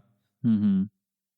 But like the way it's, especially also with their marketing, I feel like the marketing of Disney Adventure World is now very focused on World of Frozen. And I feel like some people might be like, okay, is this it? Like size-wise? So that's my only criticism about this area. I actually think it's quite Spider-Man heavy. A lot of the stuff I've seen in like the opening ceremony and stuff, it was all Avengers. It was all Spider-Man. Yeah, and opening ceremony. But like here, the commercials that are playing on... in Europe, like on the billboards, it's very Frozen focused. But I would imagine that's because they know where the money is. First of all, it sells. Second of all, it's the new attraction. I mean, you know, it makes sense that they're not going to remarket Remy, you know, because you know it's not new. No. I totally agree with that, but I feel like the marketing overselling it oversells it. Yeah, that's enough. The only issue that I have. Yeah, but. Because otherwise, I mean, I love the area. I love the theme, actually, as well, because it's very unique to have, like, a Scandinavian theme that's not Vikings. Yes. So it's more oriented towards the, fairy tale aspect, obviously. But so it's very welcoming, and especially in a European park. I really like how they chose Frozen, not obviously because it's a very popular IP, but also the way it's been portrayed in the park really fits with a European Disney resort. It lends itself very nicely to what they wanted to accomplish with Adventure World, was to plus up the European garden aesthetic, make it very French and vaguely British as well, and also Scandinavian. And what I really enjoy is that the 3 parks in the Western region, so Anaheim, or the 3 resorts, you say, Anaheim, World, and Paris, is that they are kind of their own cluster of resorts. They're the only 3 resorts that are fully owned by the Walt Disney Company. They're not like a partnership or a licensing agreement. And so I'm starting to realize that Disney is moving into a direction where they're trying to diversify their portfolio as much as possible. And I think they consider that really to be one market. So I'm happy to see that we're getting World of Frozen in Paris, because I expect that to stay in Paris. I don't expect to see anything Frozen beyond the one ride at Epcot anywhere in the US. Yeah. And the same thing with Lion King. And it's kind of nice because it gives Paris unique attractions that are just for them. And Remy being cloned into Epcot is, I think, kind of an anomaly because, well, It was almost too good to be true. Like Epcot gets an expansion to the Paris Pavilion or like France Pavilion, that kind of makes sense. But I think going forward, it's going to be nice to have Frozen as like a marquee land at that resort that we're not going to see anywhere else. And I think it's going to be their pride and joy for a while. I'm happy with it. I think it'll serve them well long term. And it's nice to have it just for them. The Asia resorts, we go frequently, but so for us, it's like, we're going to compare it all the time. But in reality, that was another for thing. like the majority of the attendance, the majority of people visiting Disneyland Paris, I would say like 90% of the people are never going to see the other Frozen World. So it's nice that they have that. Exactly. Yeah. There was complaints that I read about, it's just a cloned area. I'm like, from Hong Kong, like it's not, there's no market overlap. And just because something exists anywhere else doesn't mean that it's like shitty for being a clone. Like, I don't know why. Have you forgot about the Wizard World of Harry Potter? Hogsmeade is in every Universal resort except for Singapore. When we got Tron, it wasn't like, this sucks because it's a clone of a ride at another park. Like, it's in China. Relax. Like, nobody said that. They're only complaining because it's Paris. Disneyland Paris fans love to love that resort, and they also love to hate it. So, and then people, on social media who hate the idea of Disney Adventure World being a cloned ride from Hong Kong and a step teacup ride, and they think it's stupid. And it's like, okay, well, great. I better not see you there. You can wait until Lion King opens. As I mentioned, so the commercials and the promotion is very focused on World of Frozen. Well, for me, personally, the new star of Disney Adventure World is Adventure Way. Yes. I could agree with that. Yeah. It feels so highbrow. It feels so elaborate and larger than anything, because like the park doubled in size, so now it really feels like you're so far away from anything. Like looking back from some parts of Adventure Way and seeing the backside of Tower Terror, you're like, that used to be the back of the park, and now we're like double as far back. I totally agree. And there is a lot more to Adventure Way, and I think people give it credit. Like, it's the main pathway, but it's also the future of the resort. They're going to have at least 2, if not 3 or 4 more lands connected to that walkway. It's the home of a new nighttime spectacular that's going to be, like the Epcot of this resort. It's going to have all the food, and you can buy alcoholic beverages now and walk around. They really completely flipped the script on it, and they just combined a bunch of, I feel, pre-existing Disney success stories like Epcot and Fantasy Springs and in a way even a little bit of Animal Kingdom touches. They combine it all into one to make Adventure Way. I'm really happy with it. Yeah, 100%. Yeah, and the one of the things that people were also worried about was Adventure Bay, so the lake, or some people call it lagoon, some people call it lake. How would you? I would call it probably for me, a lake. It's a lake, I guess. A lake is a lake, a lagoon. It's the same thing, I guess, yeah. It's really a retention pond. No, I don't care. It doesn't matter. But for me personally, it's the perfect size. Yes. Like, it's large enough to feel like to have a strong presence in the park. But it's not too small that it feels Walking like, okay, around it doesn't feel like a chore, but it also has a really nice presence. And you feel like when you've walked from Adventure Way, like where it ends at the shoreline, when you walk to Frozen, you kind of feel like you've gone somewhere. I mean, what would you say? Would you say it's appropriate? Would you say the lagoon or lake is about as big as the center of Islands of Adventure's water? Probably even bigger, right? No, I think it's smaller. Pretty big. Smaller? Yeah. The Islands of Adventure? Yeah. I don't think so. I think it's a very round shape. I don't know.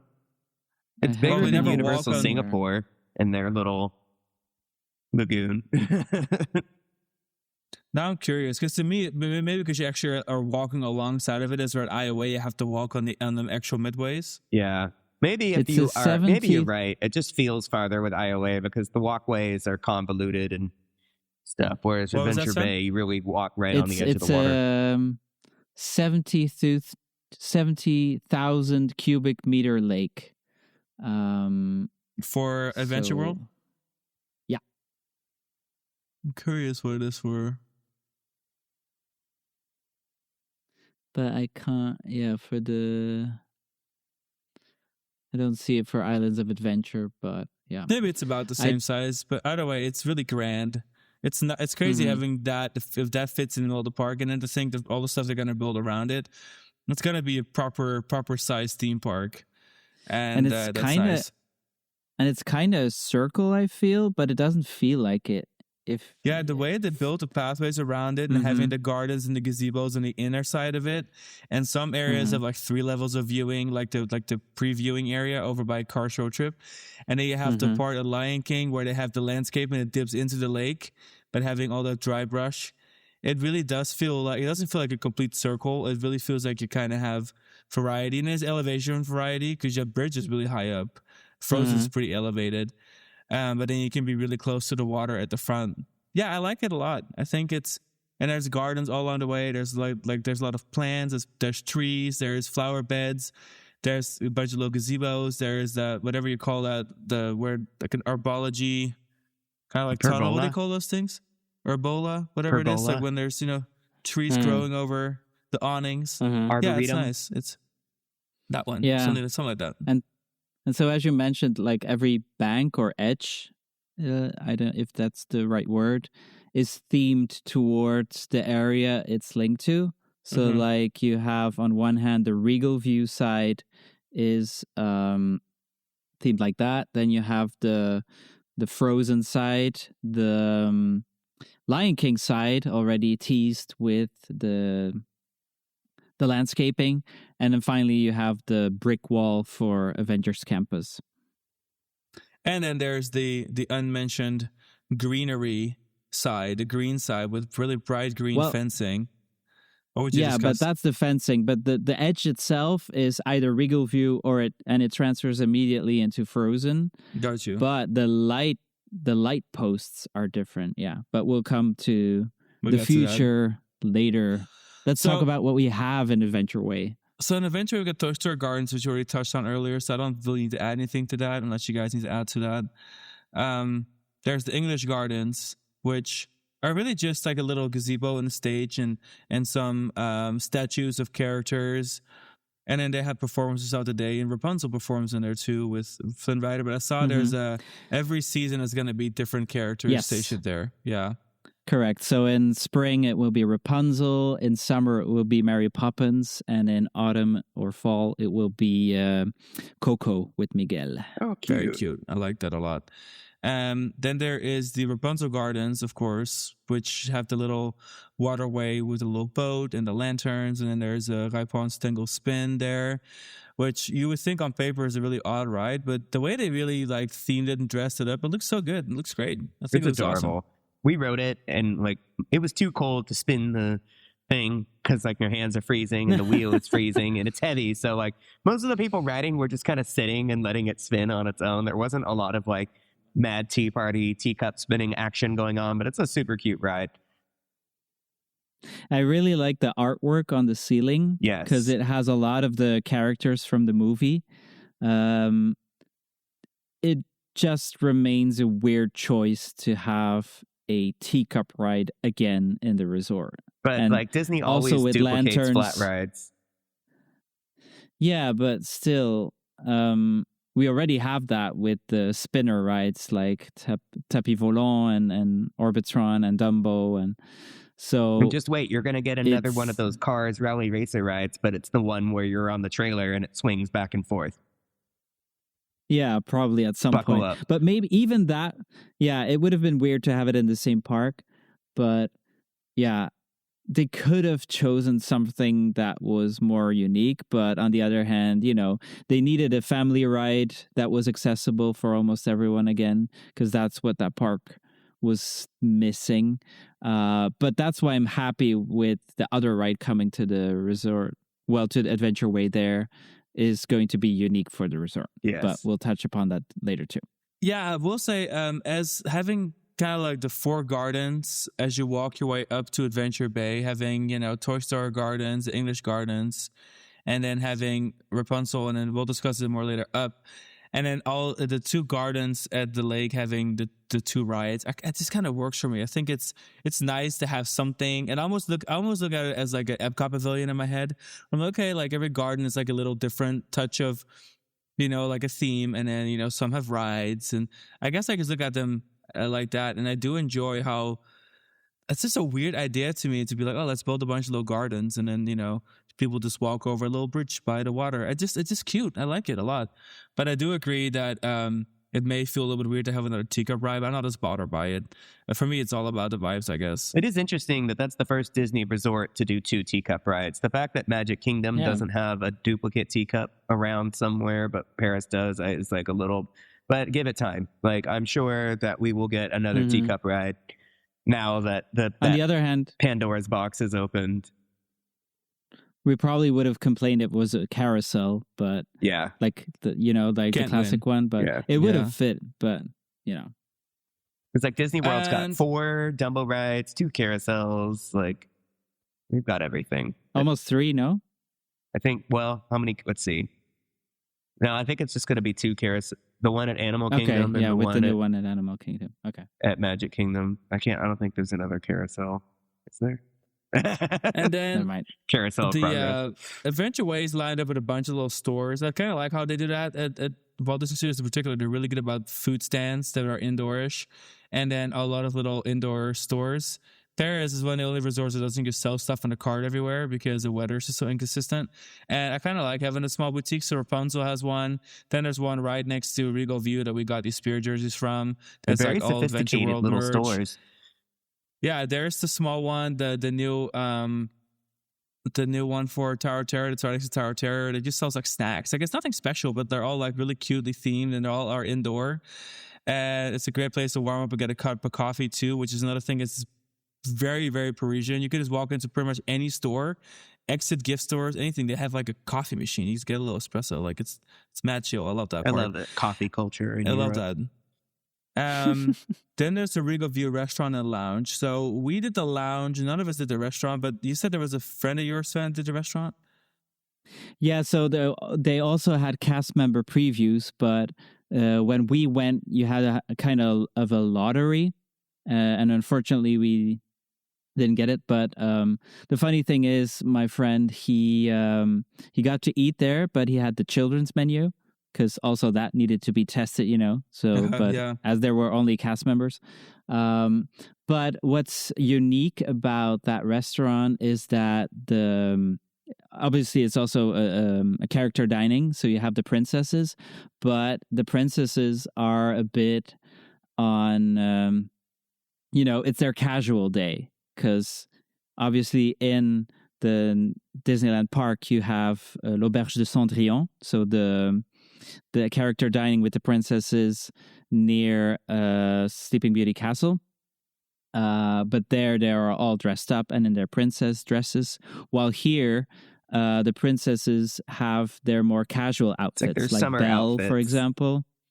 Yeah, Belle, for example, has her blue and white dress, so it's more before she was held captive, before she met the Beast. Yeah, before she was abducted. And then also Mulan has a different one. Sleeping Beauty has her Brer Rose outfit, so it gives you another reason to I think do Tiana both has of her the character outfit from dinings. Tiana's Bayou Adventure, if I'm not mistaken, or something similar. Her adventurer I'm not sure if she's outfit. already there, but yeah, the only I think one of the few that didn't change her outfit was Merida. Yeah. And also Ariel has her outfit when she's like in the movies when she meets Eric and then she goes around the tour in the kingdom. I love that one with her like outfit, the pink so bow. very specific. I love that outfit. Yes. That's so cute. I just think it's kind of funny how it's, I wouldn't necessarily relate it too much to the Wizarding World Harry Potter thing where it's like two worlds, connected different parks. But the way that they kind of address this whole princess thing where it's like, okay, so the main park is like princesses and they're like most royal statued and, like the most fancy of banquets at the castle. And then this park is like, all right, the princes are chilling out on the lake and they're just having a regal chill vacation time. Yeah. And that's like the whole point of that restaurant. I think it's kind of hilarious. Because so first I was like, oh my God, they're gonna bring princesses to like Adventure World. Like that's like the last thing Adventure World needed. But then the way they kind of addressed it, it's like, all right, like it's a big beautiful lake, it's nice landscaping, and they're just here to chill. Okay, I can accept it. I can accept that canon. I think it's funny, and it fits perfectly with the aesthetic of Adventure Way because it's all about Yeah, I'd call it European style gardens. 100%. Yeah, it's incredibly Parisian in a way. Yeah. Yeah, so it's almost a shame that that's not the main theme of the whole park, like the European aspect. But obviously that would match with some of the things. Why did they keep the studio entrance?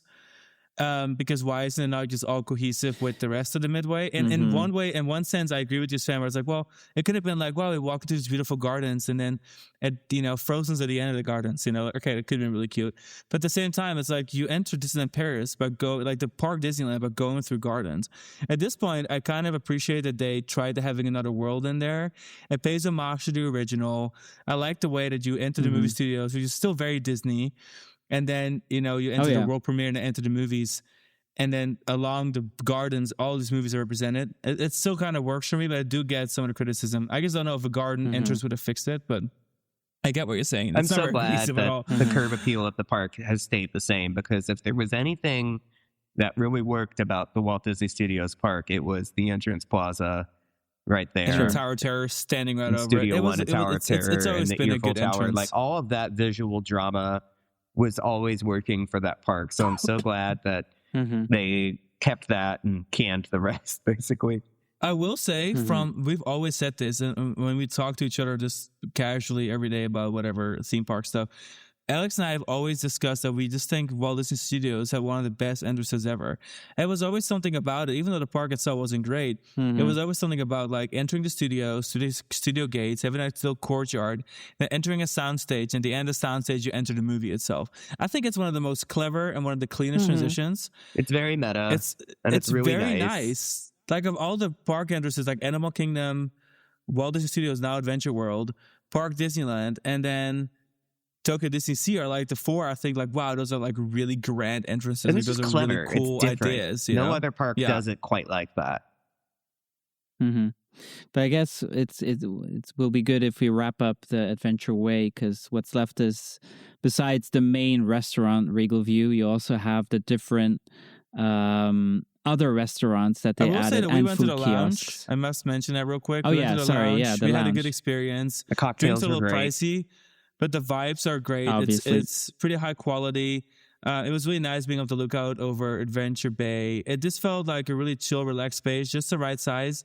And yeah, we had a good experience. It's something I would definitely do again. In fact, I can totally already see myself making that. We go to Waltz every trip, like Waltz All-American restaurant, whatever, at Main Street. And I can see myself going to the Regal View Lounge every trip. Those are my two things for every trip. 100%. So yeah, but you Sun is tried riding. out. You tried out things from the other restaurants as well. So we tried out did. something from every single booth. So from Cafe Luminosity, which is the hot dog restaurant, you think all hot dogs, but these hot dogs are elevated. They're quite different. We had the vegan curry one. It was actually quite big. I think for the price, it's one of the better items out there that you can get. It's decent size for the price. I think it's like $10 something for, or like $11 for the vegan hot dog. It was great. And there was a little patio to eat at. And then right above the patio is actually the show control room. So it's a really beautiful building, but it's really nicely integrated. Yeah, it's the show control booth, but it's also two restrooms, and it's also It's got a big bathroom there too. That building serves a lot of purposes. Yeah, it's kind of a really perfect little building because it has everything in there. And then we tried out La Terrasse Panoramique, which is located next to World of Frozen's bridge, and there they have soup bowls, and this was actually my favorite. Really good. Oh my god, French onion soup bowl was everything that I wanted it to be, and I plan on eating that every time we go. I had a vegan chili bowl, but the bread itself was like this multi-grain bread, really high quality. I ate like every inch of it. It was so good. So good. So it's similar to what you have in Anaheim Resort, like the San Francisco. Also there they have the bread bowls. We haven't been. Yeah, they've had bread bowls since there San for Francisco a while, though. Became a thing. But we haven't. But also before that, they already had it. Yeah, we had it before that. Yeah, I would say it's similar. I remember that from the French Market in the Castle Park. That's now Tiana's restaurant. But it's good that they added this. It's a great addition. And then they had the three little Aristocats. They had the ice cream puffs. So it's like these little puff pastries, but they're filled with ice cream. And then they're all the exact same flavor, which is funny to me. It's all vanilla. But then the three princesses, which is Tiana, Rapunzel, and Cinderella. And it was and Cinderella things. They all have like just different like I guess like embellishments on them, like colored stars. And it's like sugar rice and paper whatever, like flowers for the different colors representing their dresses, and then just their impressions on little white chocolate. And I think it's really smart that they're all the same flavor because kids don't want anything complicated. They only care about what princess they're going to be eating. So vanilla ice cream across the board. The only difference is the princess and the color. Totally smart. Like that is successful market research. Like that's a slam dunk. They were a great price. It was €6, which I know for European ice cream was expensive, but it was actually a really good treat. Good ice cream, and I think good it was one of the portion better size. pricing. It's a pretty big item. And then before I forget this thought, everything in Adventure Way is all the food items are all themed to Adventure Way. So they all have packaging and napkins themed to Adventure Way. I think it's really clean. It's like a Really nice smart. cohesive thing. And what's funny about, so you mentioned Chez Marie, but actually there's 3 stands. So you have the Chez Marie, Chez Berlioz, and Chez Toulouse. So the 3 cats from the Aristocats. Yes, correct. And they each have so one of them is, well, this one obviously is more dessert focused. Yeah, Marie got the Wow. princess ice cream. Yeah, the other one is Royal Rusties, which is like the little that's Berlioz. pancake. Yeah, those are the potato pancakes, which I'm a big potato person. I love potato. Those were so very potato good. pancakes. We had them actually during the preview and on opening day. We ate those. There was a vegetarian one that had like, balsamic. The vegan one we just got multiple times because it was so good. Avocado, onion. It was a really good item and decent size as well. I find it quite unique. I don't think I've ever had like a potato pancake with a bunch of toppings on it at the theme park. It was nice. The Chez Toulouse was good, but I don't know if that menu is going to stick around I don't for think too it long. is. The one that It's is the brioche fish, buns. It's supposed to be like a lobster roll restaurant, but then like they have things that aren't lobster rolls. And I got the lobster roll. It's a lobster and seafood roll. It's primarily cod because lobster is of course very expensive. And it was good. I liked it. And I could see that being a really big hit in the summertime because they're cold salad buns.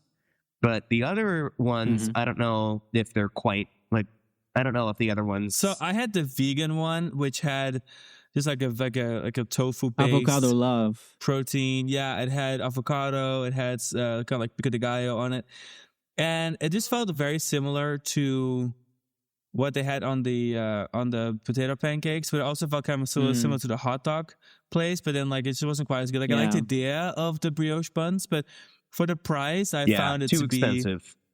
Yeah, like it almost felt like they were just getting creative, but it wasn't necessarily for the best. Like I can imagine this food place switching it out. Yeah, I give it a year, But and it's that good whole to menu is going to be different because it was the only menu on Adventure Bay that felt like it was not hitting on all cylinders. But it's good to see that there's finally some more signature snacks or different food items on the menus in And in that the way, Paris it really resort. felt like Epcot to me because Epcot were great. So now we're snacking around. We're snacking around Adventure Bay, and there's a lot of variety. And there's Love drinks that. on tap in some places. You have a bar, you have a lounge, full restaurant, and then I think.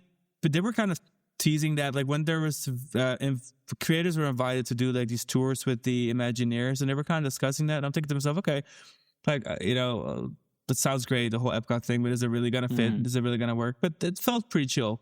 We just snacked around at 8 and snacked around at 8, and that's exactly what you do in Epcot. So, but this is a more cohesive aesthetic, and I'm all about aesthetic. And speaking of Epcot, there's also something else at night on Adventure Bay. The nighttime Cascade show. of Lights. I love Cascade of Lights. I think Cascade of Lights is good. Loved it. It's not long. If you're expecting a long show, this may hurt your heart. It's only 15 minutes long, but it's 15 minutes of pure chaos, but like in a good way. There's like drones everywhere in your face. It's Drones on the content. water that are also fountains, that are also firework launchers, and then a lot of flamethrowers. There's like a flamethrower section of the show, and it's like, flame me up, daddy. Like, that's great stuff. Like, it's good. It's awesome. I feel like it's kind of crazy how they managed to do like an Epcot show, but like really close together, like in your face on a really small, like a much smaller lagoon. I was thoroughly impressed. And I didn't feel like it was overly like dramatic. You know, like sometimes, especially Epcot shows are like, oh, you know, like we are all bound together by the world of music, but like whatever. Like they're so dramatic. Like they mentioned the hero thing like 15 times in the show, which is Yeah, I was about to say, maybe it's because you don't understand French. Yeah, because then they repeated, first said it in French and then they did it in English. One thing I remember is that we could all be heroes. Oh yeah, for sure. That's the theme song, obviously.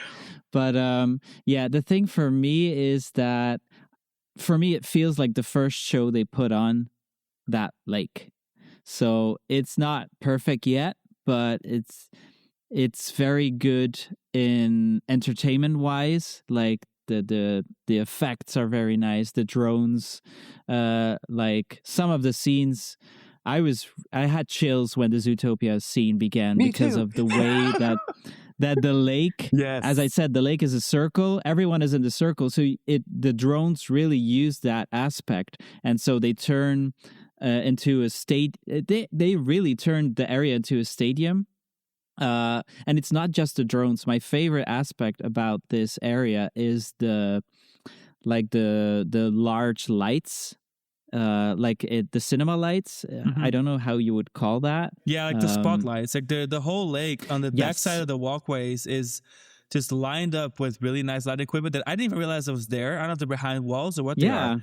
But like as the show starts, a lot of the lighting comes from behind you and goes over the guests, and it added almost like a third layer of a show. I love that because that's classic Hollywood studio trickery. It's searchlights. It's 20th Century Fox. It's literally like an old Hollywood aesthetic. So yeah, I love that despite the distance that they've gone from Walt Disney Studios, the theme park, there is still a constant reinvestment in the love of filmmaking and television film and the creation of this stuff in the context of like Hollywood, because there's just these little bits of it that I'm like, okay, you guys haven't completely cast off the studio theme. Like you're still very committed to this and it's still part of the core experience. They've just gone in a lot more broad. They've really fanned out the aesthetics that they're investing in. So I loved that too. Yeah, that was a great feature. It creates like a kind of dome around the area, so you feel very much more into the show, and that's also a thing. Like the show has a very strong start. Like you have the classic, this is our song, and then we introduce what you'll see. The first section is then about Mulan and Hercules, which is like the heroes section.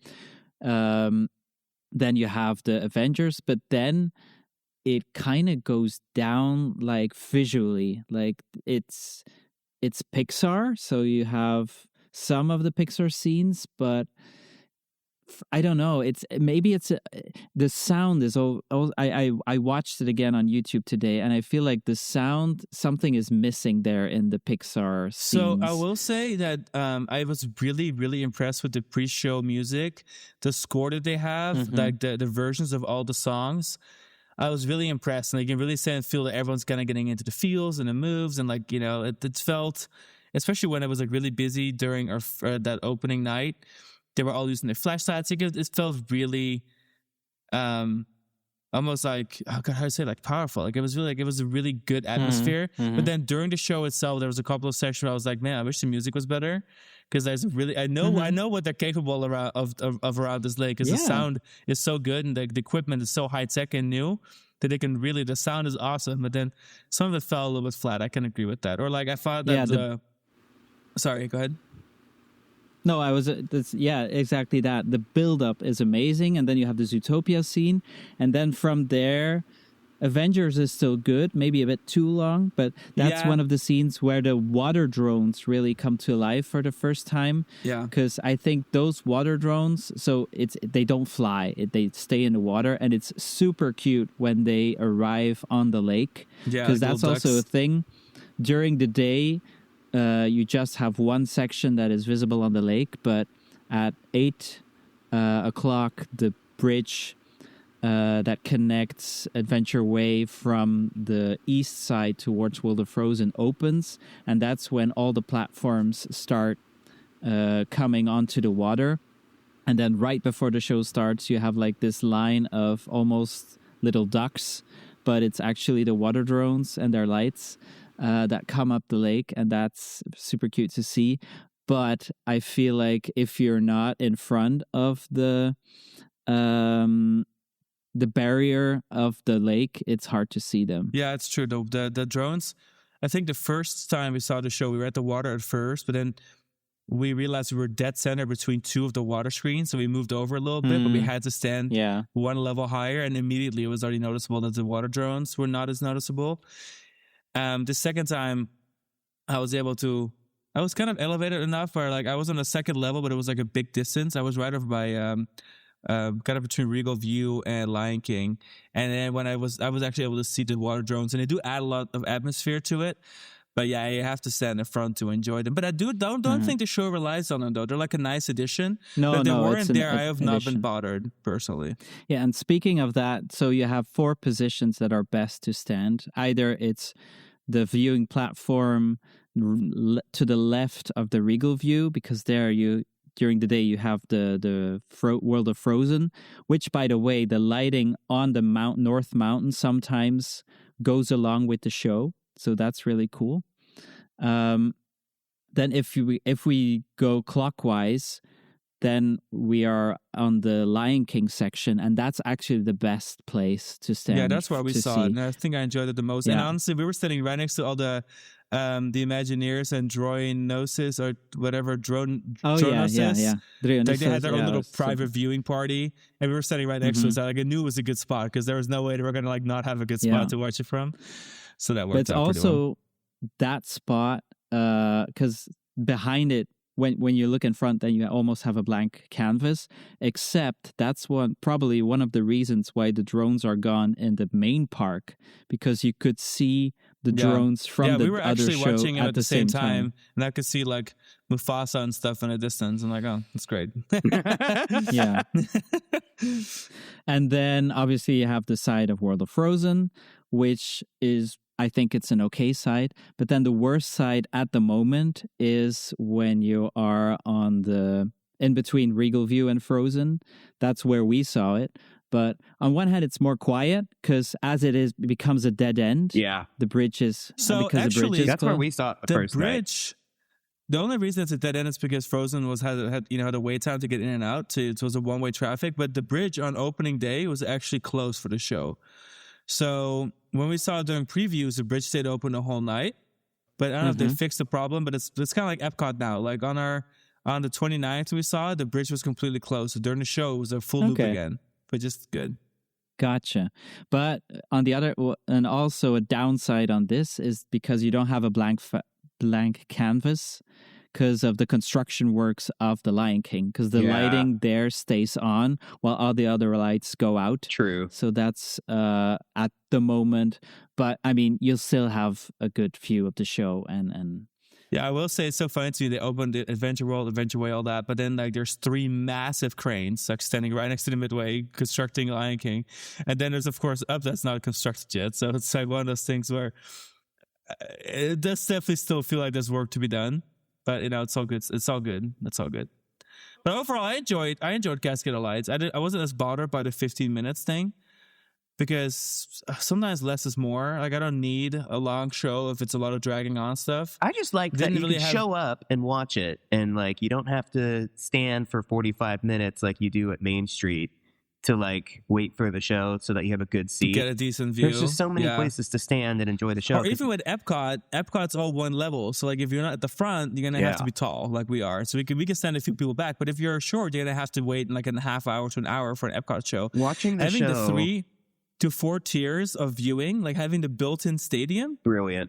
Loved it. Made me realize that like pretty much the entire expansion was reverse engineered out of a desire to build the perfect nighttime show experience for this park, and they just nailed it. Like it makes everything about the choices that they made with Adventure Bay, it makes it all make sense. It's like when it all comes together, it feels like a very intelligent plan when you're there watching the show, and like, oh, everyone has a place to stand.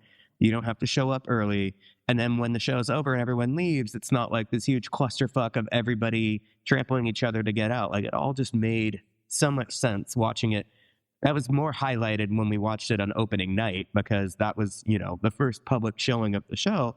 And it wasn't like a total madhouse to find a place to watch and to leave when it was over. So like that was, that felt like, oh my God, like this is the success story of the whole thing, is doing a show here and it not be a total nightmare and a total chore to show up for the show, watch the show, and leave the park after the show. And it might be the most important investment that they did, because they kind of force people now to extend their stay at the resort. Yeah, because especially when it's if at you 10 want to o'clock, see both 10:40 shows, at night. I'm like, I'm trying to go to bed. But it was worth it. It's worth it. It's a great show. Well, having two nighttime shows that are both equally worth of watching instead of one being a projection show. Yeah, And doing them at the same time so that you can't watch them both in one night. Yeah.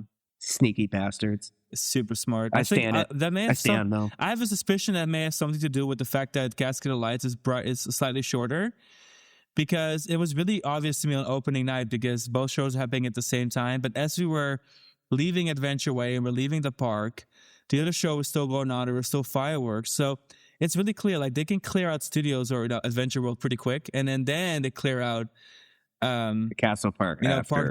Park Disneyland. So I feel like it's kind of clever. If they were both end at the same time, I can imagine it being absolute chaos. Yeah. But they were ending just right after each other, enough for there to be enough of a space between. I think it did a good Gives job with that. the RER a break, with the people gradually seeping out of the parks and into the shopping area, whatever they call it now. And so let's move on to the last section, which also hopefully will be fast.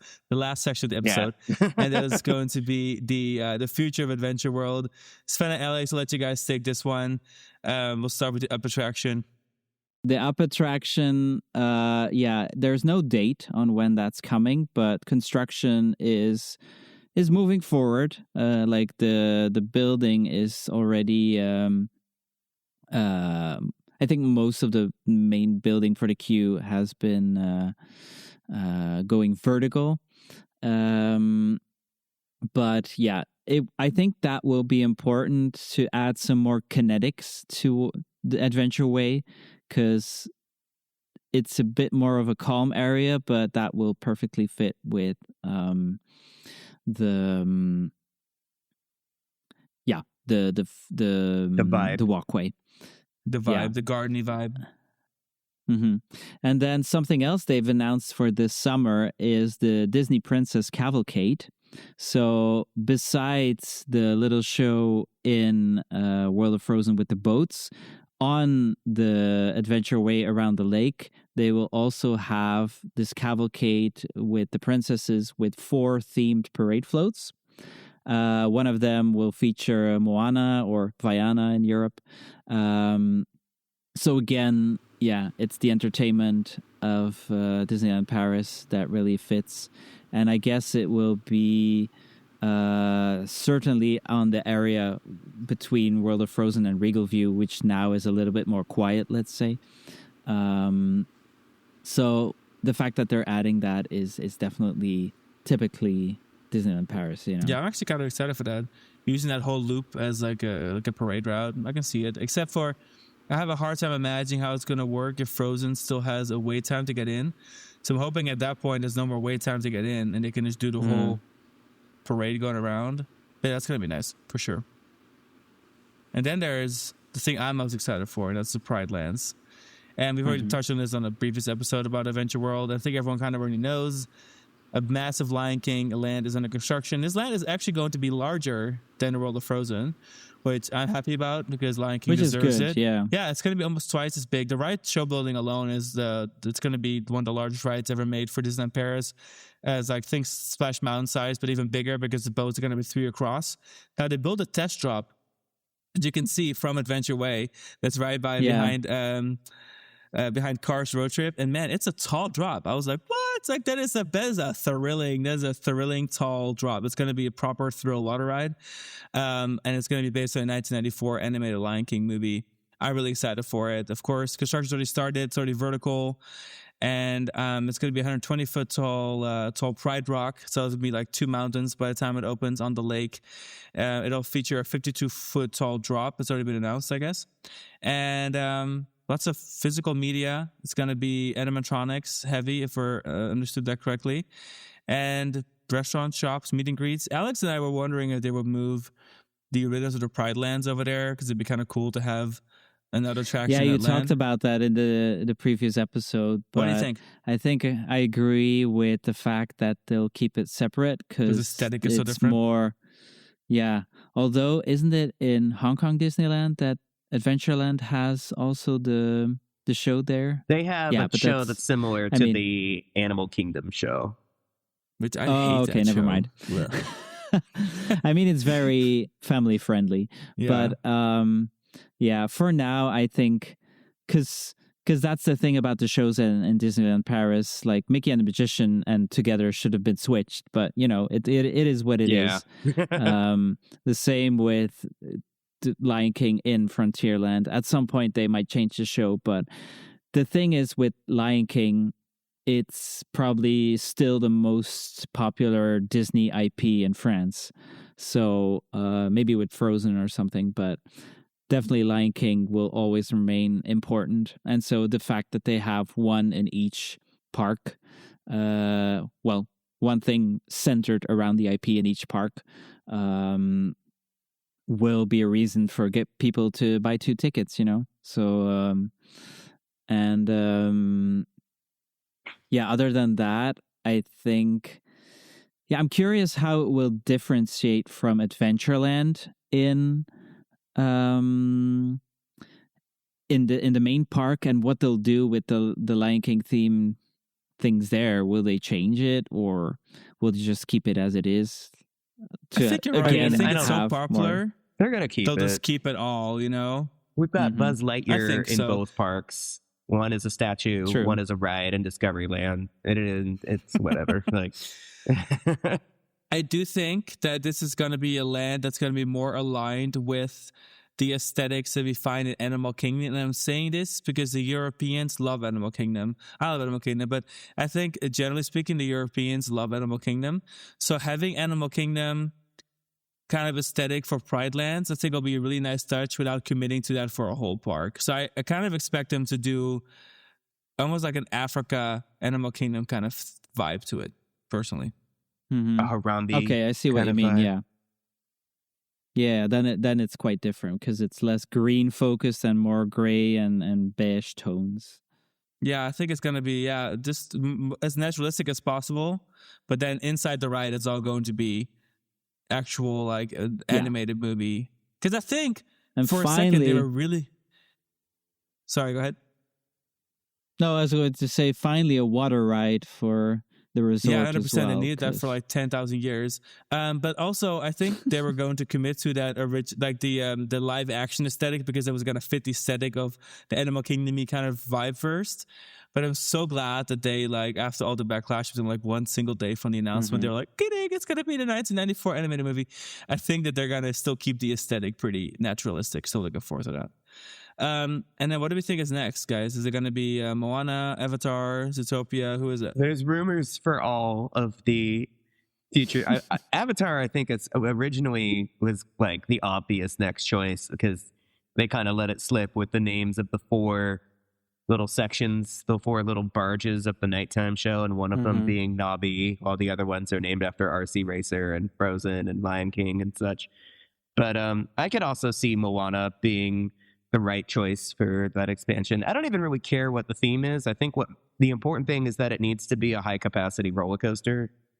I literally don't care about anything else. Make it vibe with the whole mountain range of the world. You've got your Africa mountain and your Scandinavia mountain. I don't care if the new mountain So what you're is saying an is alien Expedition mountain, Moana? or if it's I don't care. Yeah, it could be Expedition. It could be Fire Mountain from Varang, Fire Mommy from Avatar. I really don't care. Just please give me a 2,000 guests per hour Vekoma roller coaster, and that's all I care about. That's all I want. Make it look nice. I don't care if you 'Cause demolish Cars Road Trip for it now, or if you demolish Road Trip for it later for another different thing. But like, just give me a coaster. Because what are the rumors why it would be Moana or Vaiana? That's just I don't know why. I don't know. I mean, because she's a cash cow. The live action movie is coming out for Moana. A trailer for it dropped last week. It looks fine. The Rock is reprising his role as Maui. He doesn't have any nipples. It's really weird. And that's all anybody could talk about now. But like how that performs in France could have some pull, because I don't know, maybe they weren't as happy with how Fire and Ash performed. But then I feel like the Avatar franchise is awesome. Like it's a obvious choice.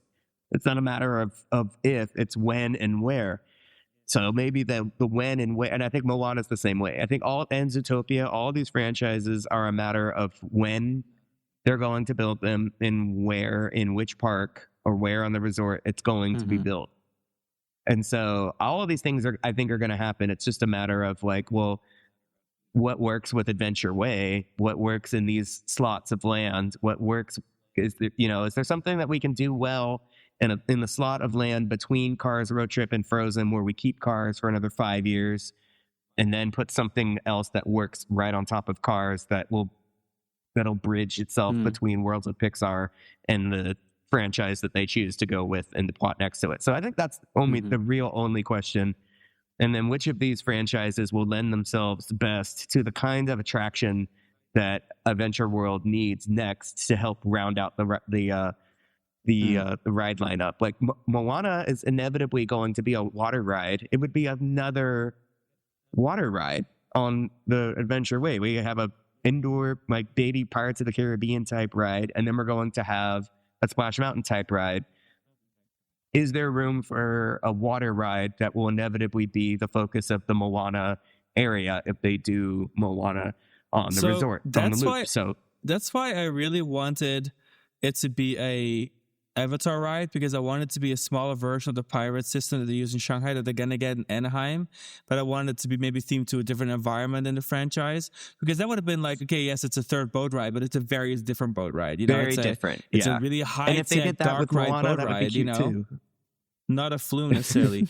So if they did that, they'd be okay with it. But yeah, I don't know. I'm not getting too warm about the Moana thing. Yeah, then you have Zootopia, because as we mentioned before, like the lampposts around the Adventure Bay are themed towards the area they lean to, and so the Lion King ones are clear. The Frozen ones are clear, but the ones on that side, they're very bright green, and they have like vines on them, a bit like beanstalk vines, So it leans more towards the Zootopia IP, which also is featured in Cascade of Lights, but that Moana is there as well. Yeah. So, and I think Na'vi, that was mentioned.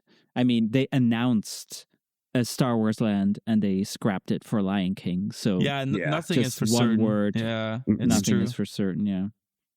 So it's true. I would like Zootopia. I don't know if it would fit as well with the whole like 3 mountains around the lake thing. At that point, I feel like Moana is a tropical mountain, and like an African dry mountain and like an ice mountain would be like a cool thing. But yeah, Disney doesn't care. They love throwing stuff together. I don't think they care as Avengers much about Campus doesn't have a mountain, so yeah. But it's not on Adventure Bay. Roadside, it's a tram ride. I don't know. Well, yeah. So I don't know. It sounds weird to say I don't really care, but I feel like Sven just said, like, they can announce an entire world and then be like, kidding, Star Wars The Lion King. Like, who would have thought that, Like, so I don't know if I care that much. We'll see when it comes along, as long as they build something else. Yeah, because we first have Pride Lands, and what they announced there is that the building time will take the same amount as World of Frozen. So some people are panicking that it will be after 2030, but I guess we cannot forget the COVID aspect of it all. So construction is already really going up. So I would be surprised if it doesn't open before 2030 because we have Universal coming to the UK. So I think they really want that area to be open. Yeah, I think we can't forget that World of Frozen started construction literally before COVID, and then COVID kind of slowed it all down. But if you think about that whole window of time, it's like, all right, so the post-COVID construction, I would almost say that Lion King is already the same way along as Frozen was when COVID hit. So I don't know. I would say maybe, I honestly think 3 years something, maybe 4, but three seems long already. 3 more years, I think it's realistic, right? What do you think? Mm-hmm. Yeah, as I said, I think they aim to open it before 2030, but we never know what happens. So yeah, true. God, I hope it's another 4 years. Damn it. And then I hope that, and at the same time, they will add a new attraction for Disneyland Park. Never. Yeah, I'm really hoping that this they will never get a new ride some ever. Elaborate expansion. It will be the same roster until the end of time. And well, anyway, whatever they get, the Adventure Way infrastructure is good enough to host like a myriad of new lands, and I do expect in maybe 20, 30 years to have a couple of lands all anchored on it. It's going to be nice. Any final thoughts, boys, on Adventure World? Yeah, I do have one thing. One issue that I have with Adventure World is like the theme, because Animal Kingdom, it's about animals, and Hollywood Studios, about it's movie centered.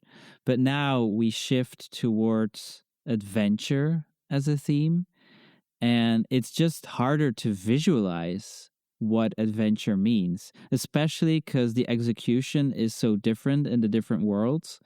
So I feel like since it changed from Walt Disney Studios to Adventure World, it's lost a bit of cohesiveness for me personally, especially because, as you mentioned, you still have world premiere as you enter.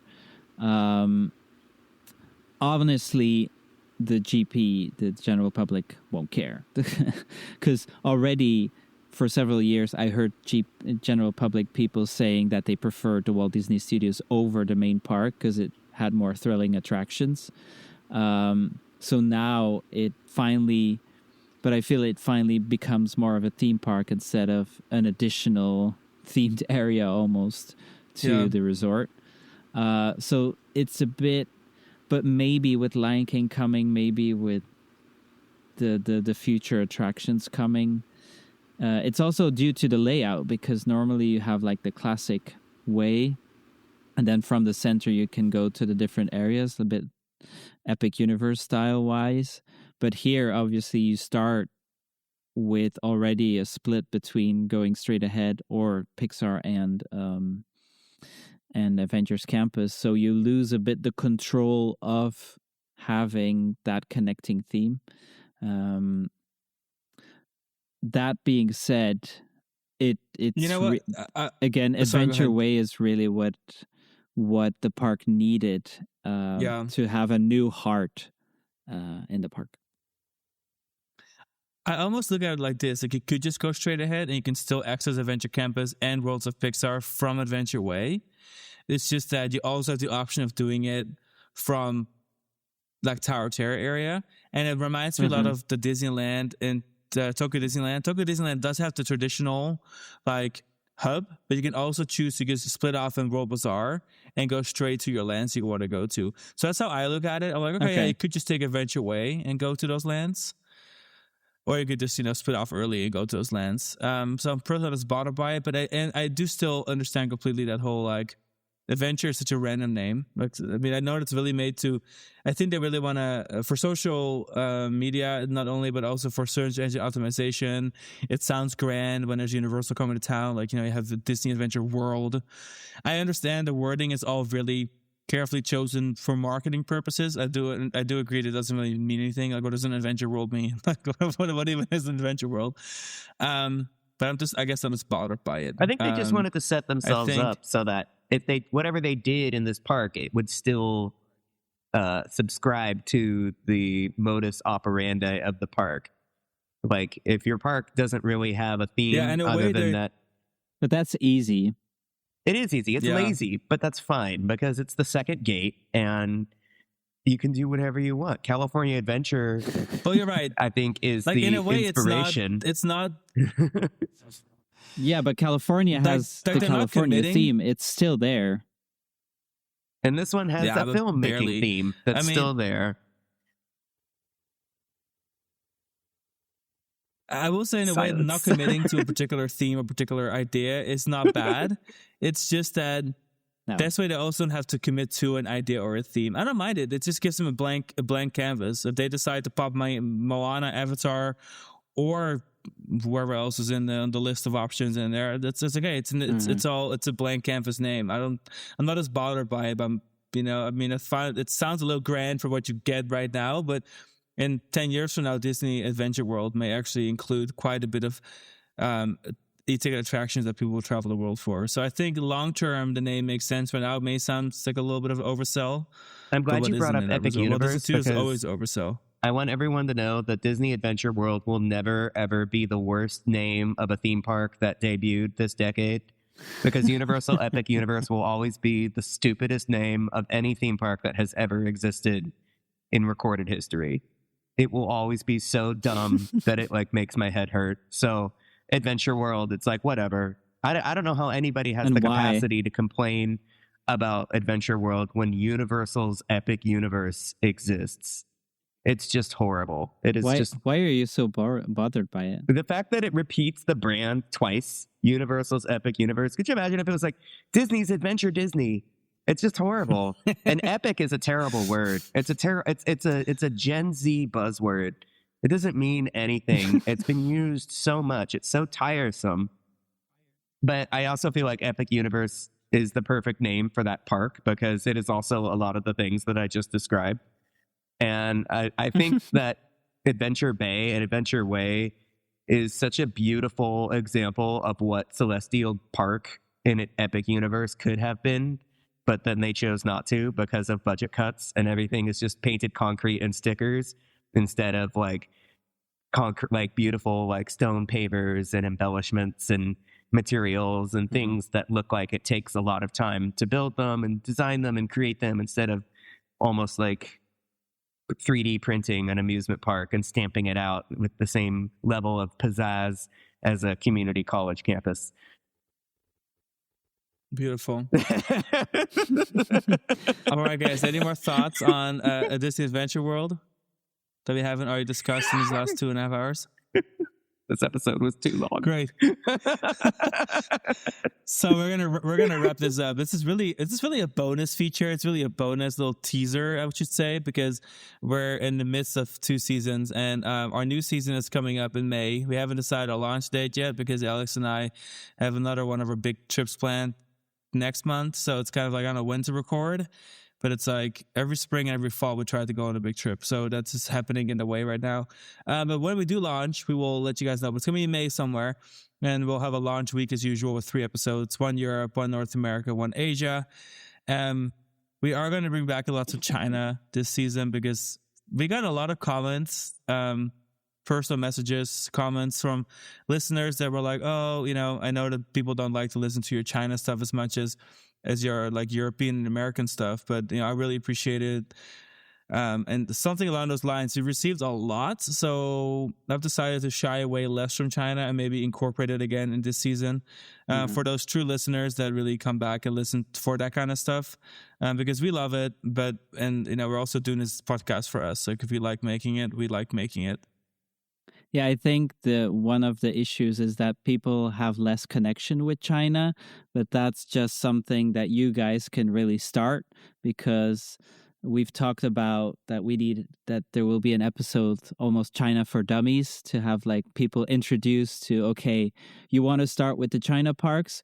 Where do you start? What do you need to know? And from there on, that you have a better vision then on your guys' trips and the parks that you're hitting. 100%. In fact, Sven, I think we're going to make our launch week episode for Asia is going to be the China theme parks for dummies.